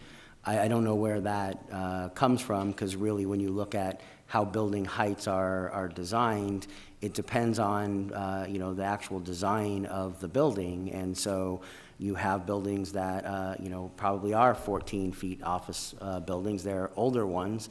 If you look at newer ones of what's being built, even single story, they're much taller than 14 feet because of the market expectations, the desires to have a bigger, broader, open area. And so if you compare that really to anything new that's being built, even single-family homes, you have much taller ceiling heights in them today than you did in the past. And the same holds true for office here as well. And so there's no stipulation that limits them, you know, if they wanted to do a 28-foot tall office building across it, as long as it's one story, they would be within their approval under that stipulation. Okay, one more question, and then I have one for Wendy. What has changed in the stipulation or in the neighborhood to justify the change for the stipulation?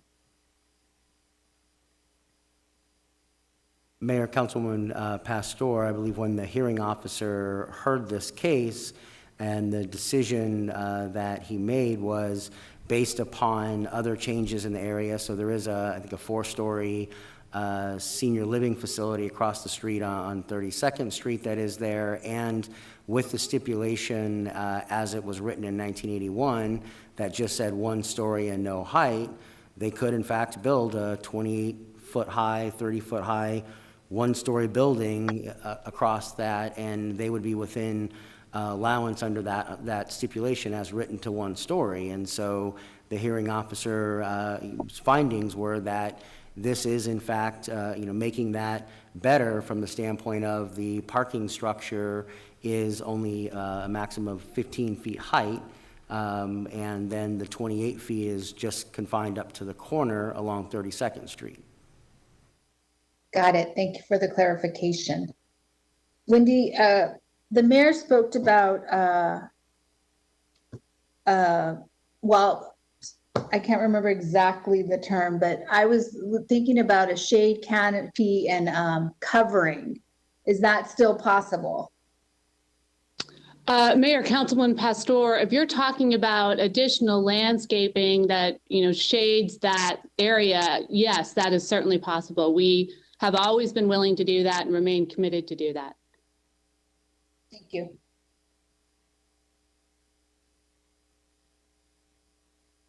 Thank you. Want to go ahead and close the public hearing?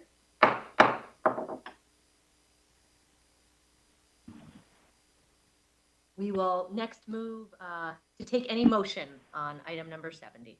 Mayor? Councilman DeCiccio. Mayor? Mayor? Councilman DeCiccio. Oh, sorry, I didn't know if you could hear me or not. I'd like to make a motion on this to approve the Planning Commission recommendation. So I'd like to answer just some of the questions. I mean, we've had a lot more controversial cases here. The fact that, asking or even trying to figure out what changed since 1981, 39 years ago, I mean, I think we've all seen major significant changes in a year time, let alone 39 years ago. I mean, looking back, I was thinking, gosh, what was I doing 39 years ago? Well, 39 years ago, I had a hair on my head. Now I'm losing a lot of it. So changes do occur.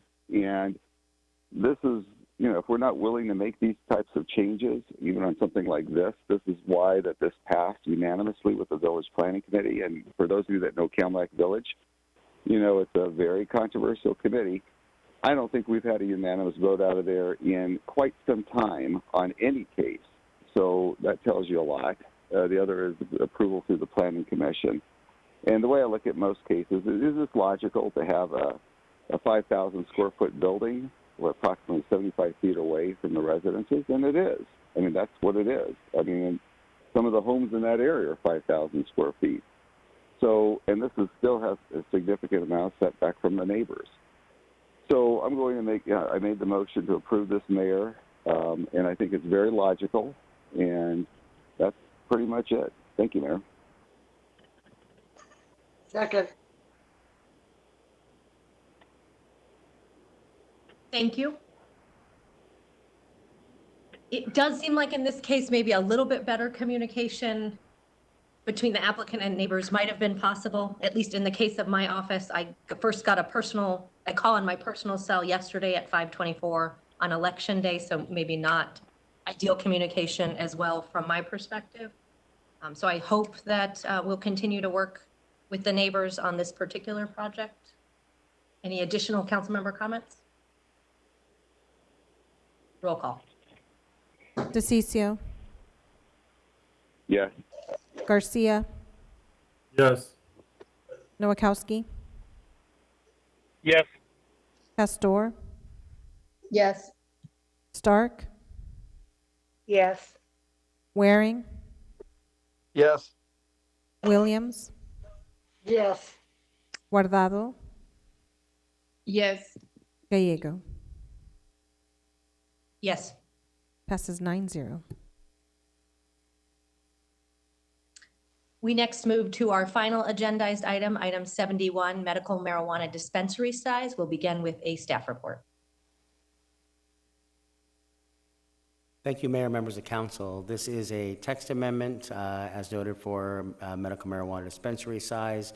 It would apply to section 623 and 627 of the zoning ordinance, the C2 and light industrial portions of the ordinance, and it is a proposal to increase the maximum net floor area for nonprofit medical marijuana dispensaries. Currently, dispensaries are limited to 2,000 square feet. That 2,000 square feet includes all their storage areas, retail office space, patient lobby, check-in, bathrooms, mechanical room, hallways, etc. There are significant spacing requirements for any type of medical marijuana use as well. Those all stay in place as part of this proposal, and if the council approves it, all medical marijuana uses in the city of Phoenix require a use permit, and so even if there are existing facilities, they would have to go back in and get a new use permit to expand their area if their original one was only shown for the 2,000 square feet, to make sure that they go back through the public hearing process if there's any issues as they seek to expand that. That would be an additional requirement in the future if the text is approved. So the proposal is to increase from 2,000 to 5,000 square feet. In this case, it is a privately filed text amendment on behalf of Gamage and Burnham and 3 different medical marijuana dispensary property owners. They originally filed for 6,000 square feet. However, staff was not supportive of that and only recommended approval of the 5,000 square feet, which they're now comfortable with. By way of comparison, here's how our regulations compare our dispensary size to other cities within our region. You see that we're on the very low side at 2,000. It goes all the way up to Glendale with a stated maximum of 6,000, and then a number of them have no maximum size limit. So it would just come down to could they meet parking requirements and other on-site requirements in terms of the size proposal. The 5,000 square feet puts us in the middle of this group of use within the region. It was approved by all the village planning committees, and the planning commission did recommend approval. And with that, staff does recommend approval per the planning commission recommendation, and we're happy to answer any questions. Mayor, I have a couple questions. Please go ahead, Councilwoman Stark. Thank you. And I'll take that as a compliment. Alan, you did say, and I want you to repeat this, that even if they have the current site, if they want to increase the size, they will have to go through a use permit, another public hearing process, correct? Mayor, Councilwoman Stark, that is correct for the vast majority of them. There may be a couple that had a larger plan for their proposed request, and that they came in and said our use permit applies for the whole shopping center, but only for this suite. And so the vast majority of them will have to come back in and get a new use permit as part of this request, should it be approved. Okay, thank you. And then also, I'm actually the one that asked for the continuance because some of our neighborhood leaders put together an analysis in comparison to other cities, and I asked you to please meet with them, and I believe you did. And could you talk a little bit about the analysis that you did? Sure, Mayor, members of council, I did have a discussion with staff and Mary Crozier and Larry Whitesell and a few other folks last week, and we went over how our regulations compare to other cities within the region. We do have a very complicated zoning scheme for medical marijuana because we have a number of protected uses that we require spacing from. And so some cities may have a little bit more in one category, but overall we have more than all the other cities in terms of all the different protected uses that we have because we require spacing from a mile from other medical marijuana establishments, a quarter mile from schools, quarter mile from parks, quarter mile from public community centers, quarter mile from child care facilities, quarter mile from homeless shelters, quarter mile from youth community centers, quarter mile from churches, and 500 feet from residentially zoned properties. And so taken in total, we're very restrictive in terms of where you can put these types of locations within the city of Phoenix. Okay, thank you. And my last question, Mayor. So this applies only to medical marijuana. We will have to pursue looking at a different ordinance for recreational marijuana, correct? Mayor, Councilman Stark, that is correct. Okay, thank you. Thank you, Mayor. Thank you, Councilwoman. Thank you for paying attention to these important issues. Any additional council member comments before we open the public hearing? We will open the public hearing. We will begin with Lindsay Shuby, followed by Neil Haddad. Mayor, can you hear me all right? Beautifully. Wonderful. Thank you so much. Mayor, members of the Phoenix City Council, thank you so much. My name is Lindsay Shuby. I'm with the law firm of Gamage and Burnham, 40 North Central in Phoenix, Arizona, right down the street from where Alan is sitting anyway. With me also is Stephen Anderson. I have a little fear with this virtual format that I am going to lose a connection or my computer is going to die, even if I'm hardwired and connected to a plugin. So Stephen, if I go dark for any reason, Stephen will be here to help me out. As Alan described, we're here for a text amendment to increase the size of medical marijuana dispensaries, so retail only, from 2,000 square feet to 5,000 square feet. To give you context, because I always need context, even though I'm a real estate lawyer, 2,000 square feet is a little smaller than 2 Subway sandwich if they were combined. So Subway sandwich location is about 1,200 square feet. So it's about 2 of them. What we're asking for is about 4, a little more than 4 Subway sandwich locations if they were all combined into one space. Why are we here? Predominantly an increase in demand. So for the medical marijuana program, when it was adopted in 2011, there were 16,000 cardholders. When I started this text amendment in the spring, there were 245,000 cardholders. Now there are 289,000 cardholders.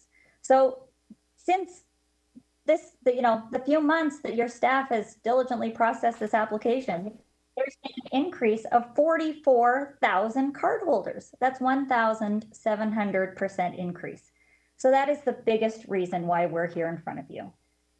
Despite the 1,700% increase, the size of dispensaries has never changed in the city of Phoenix. Did you want me to stop, Mayor, or give you a few more? I just have a few more comments and then stand for questions. I think actually most council members have studied this issue pretty closely and are familiar with this. So I am going to go ahead and go to Larry, but we will finish up with Stephen, who is also registered for public comment. So we'll go to Larry and then Neil Haddad. But I think council members have been watching this one very closely. Perfect. Thank you, Mayor.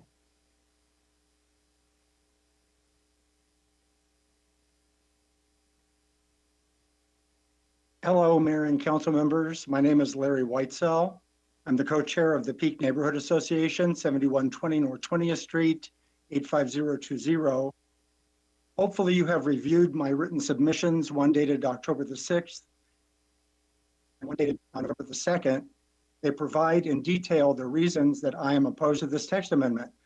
But today I want to focus on the most troubling point, and that's that discrimination will result from this TA. As I explain in my narrative, a handful of dispensaries are already operating in locations that have larger available square footage than what they are currently allowed to use. Based on previous cases, they will have an easy pathway through the zoning adjustment process.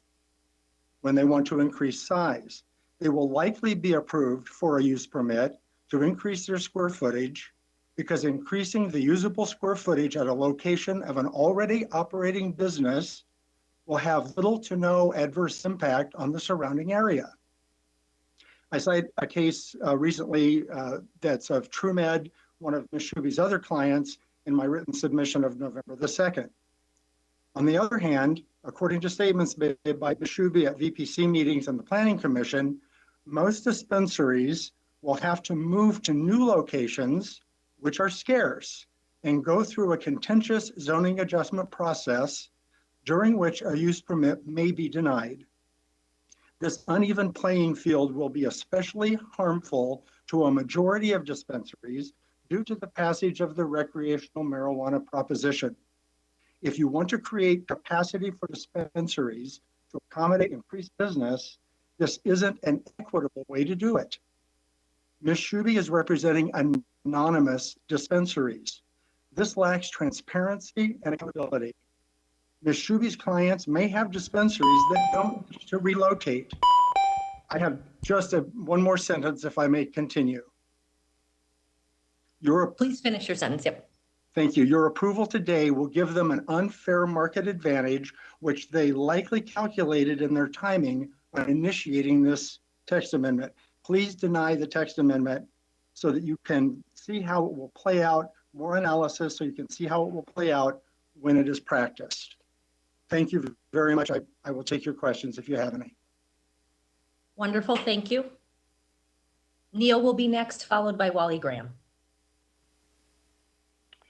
Mayor, Vice Mayor, and Council, thank you, and congratulations to the three of you who were successful in your reelection efforts last night. This is Neil Haddad, and I am speaking on behalf of the Neighborhood Coalition of Greater Phoenix and the neighborhoods we work with. We have some concerns about how Council will address this text amendment. I'll summarize our concerns with this question. Now that Prop 207 to legalize recreational marijuana has passed, shouldn't City Council postpone doing anything about medical marijuana dispensary locations until Council decides how it will deal with recreational dispensaries? As I understand it, this text amendment was generated even before we knew Prop 207 initiative would be on the ballot. In what ways will constituents know how Council considered the implementation of new recreational dispensaries with existing medical marijuana dispensaries? Will the spacing requirements from residential zoning or schools or places of worship differ between medical or recreational dispensaries? Do the claims made by the text amendment applicants during the public hearing process remain the same now that the recreational marijuana is the law of our state? What is the interplay between the two categories? So council members, you have an easy choice ahead of you. You can appoint a task force and ask stakeholders to participate, to air their concerns, and to create solutions. Rushing ahead to vote on a text amendment when the underlying conditions have changed does not make sense. So please create a task force of stakeholders to gain input and then make your decisions based on a comprehensive approach. Please deny ZTA 420. Thank you so much. Thank you. We will next go to Wally, followed by Stephen Anderson. Hello, this is Wally Graham with the Arcadia Osborne Neighborhood Association. I am speaking because I want you to have some thoughts about denying this text amendment recommendation. The text amendment is poorly written. Neither city staff nor the applicant, who are professionals, and their secret sponsors provide any regulation adjustment. No, none at all. And you all know that I worked with you with TAP when we did a group homes regulation, a text amendment adjustment. We came in with a very professionally written and well-constructed set of how do you manage these things if we're going to make this work? Not in this case. What these people are saying is increase the size because other municipalities allow larger dispensaries. If the city of Phoenix was writing every zoning code to merely meet the criteria of other municipalities, Phoenix would not need a zoning code or zoning regulations. We just do what everybody else does. For example, if the city of Scottsdale and Paradise Valley and Sedona and a few others, they don't allow billboards. I'd love for you all to say, have me come in and say, don't allow billboards because Scottsdale, Paradise Valley, et cetera, don't allow them either. But our friends at Clear Channel and Outfront, et cetera, would probably have a fit. The last point I want to make is the average drugstore, Walgreens, the drug dispensary space is 1,100 to 3,500 square feet. That's where they make, store, and dispense drugs. Why does a medical marijuana dispensary need 5,000 square feet? Is that additional space for the sale of TCH gummy bears, cookies, lotions, etc.? I hope you will deny this request and ask the applicant to come back with a better text amendment. Thank you.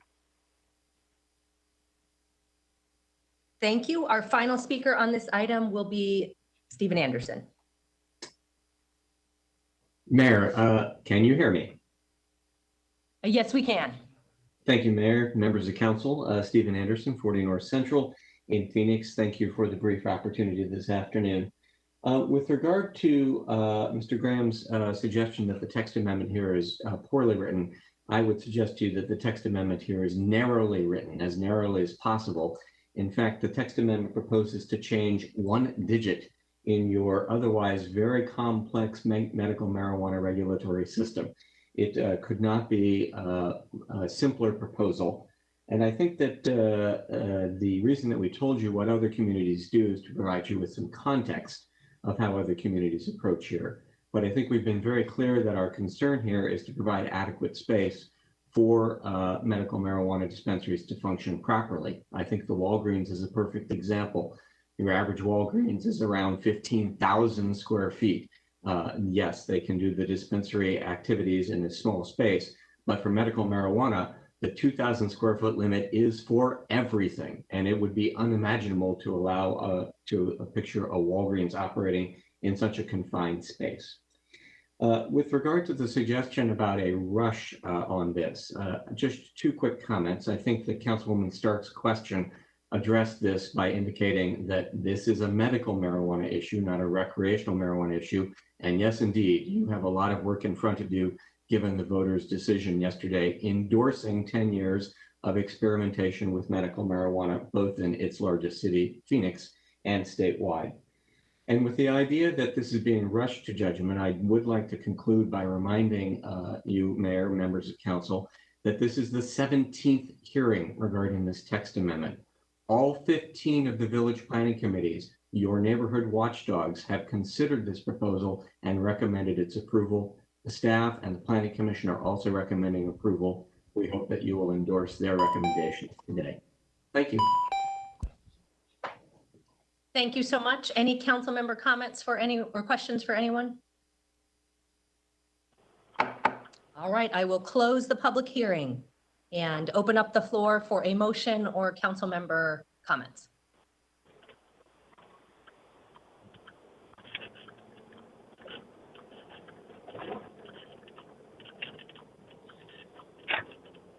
Do we have a motion on item 71, medical marijuana dispensary size? Mayor, Councilwoman Williams. this has been under consideration for months and has gone through all the villages and has always received approval. So therefore, I will move for approval. Per the planning commission's. Yes. And Councilwoman Williams, perfect. And adopt the related ordinance. You got it. Thank you. Mayor, Councilwoman Williams, I would just say approve it per the Planning Commission recommendation and the related ordinance adoption. That's what I said. Almost. And I'll second that. Amazing teamwork here. Any council member comments? Councilwoman Williams knows what she's doing, Alan, okay?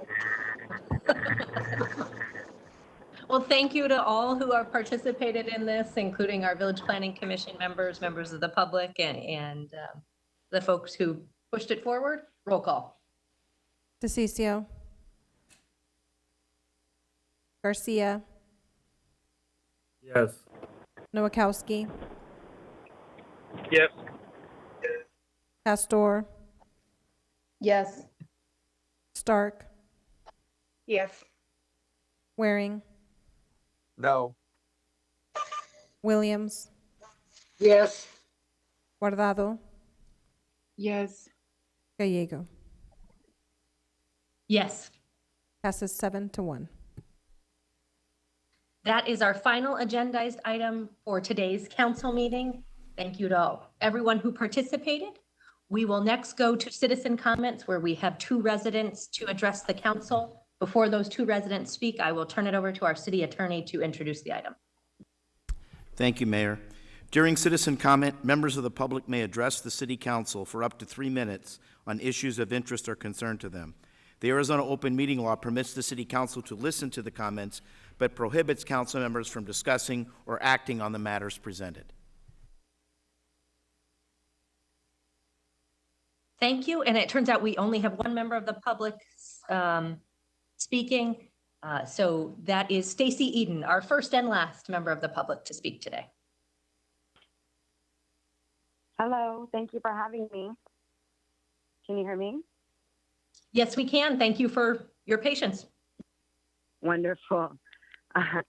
Well, congratulations on your victories last night, everyone. And this is my first time speaking at a city council meeting. I was 2 years old in 1981. But I am really looking forward to speaking to you all. I've been working since June of 2020 to get Breonna Taylor's law passed as a Phoenix City ordinance. I was able to obtain a copy of the ordinance from the city of Louisville, Kentucky. The law is simple and straightforward. Police must announce themselves before they break down your door. They must have body cams on 5 minutes before and 5 minutes after they issue any warrant.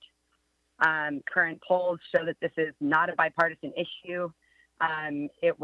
No-knock warrants were deemed unconstitutional in 1994 by the Florida Supreme Court, and Oregon followed them up by outlawing no-knock warrants as well. Currently, those are the only two states that have outlawed this dangerous practice until Louisville passed the ordinance in the city of Louisville. I've been able to speak with two representatives from the Phoenix Police Department in regards to this issue.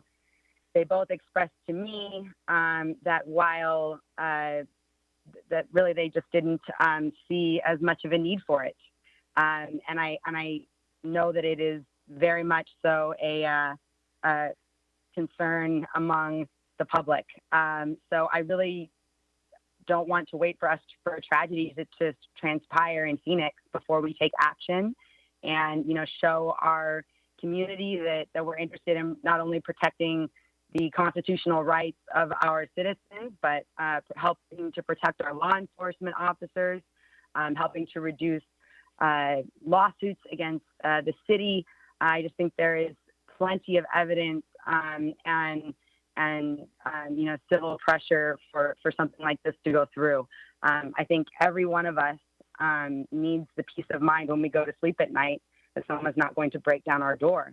And I know that the opposition has asserted that, criminals may destroy evidence in the time it takes for the police to announce themselves. And I think we can all agree that human lives are more important than evidence, and that our Fourth Amendment rights, as well as all of our constitutional rights, can supersede anything like that. So I've emailed each council person today, some of you for the second time, with a copy of Breonna's law from my personal email. I understand that you can't respond to me, but I sincerely hope to hear from at least one of you, as I really have been working on this for, over 6 months now and have not been able to get any traction. So this is thank you. Thank you so much for your testimony. The November 4th meeting of the Phoenix City Council is adjourned.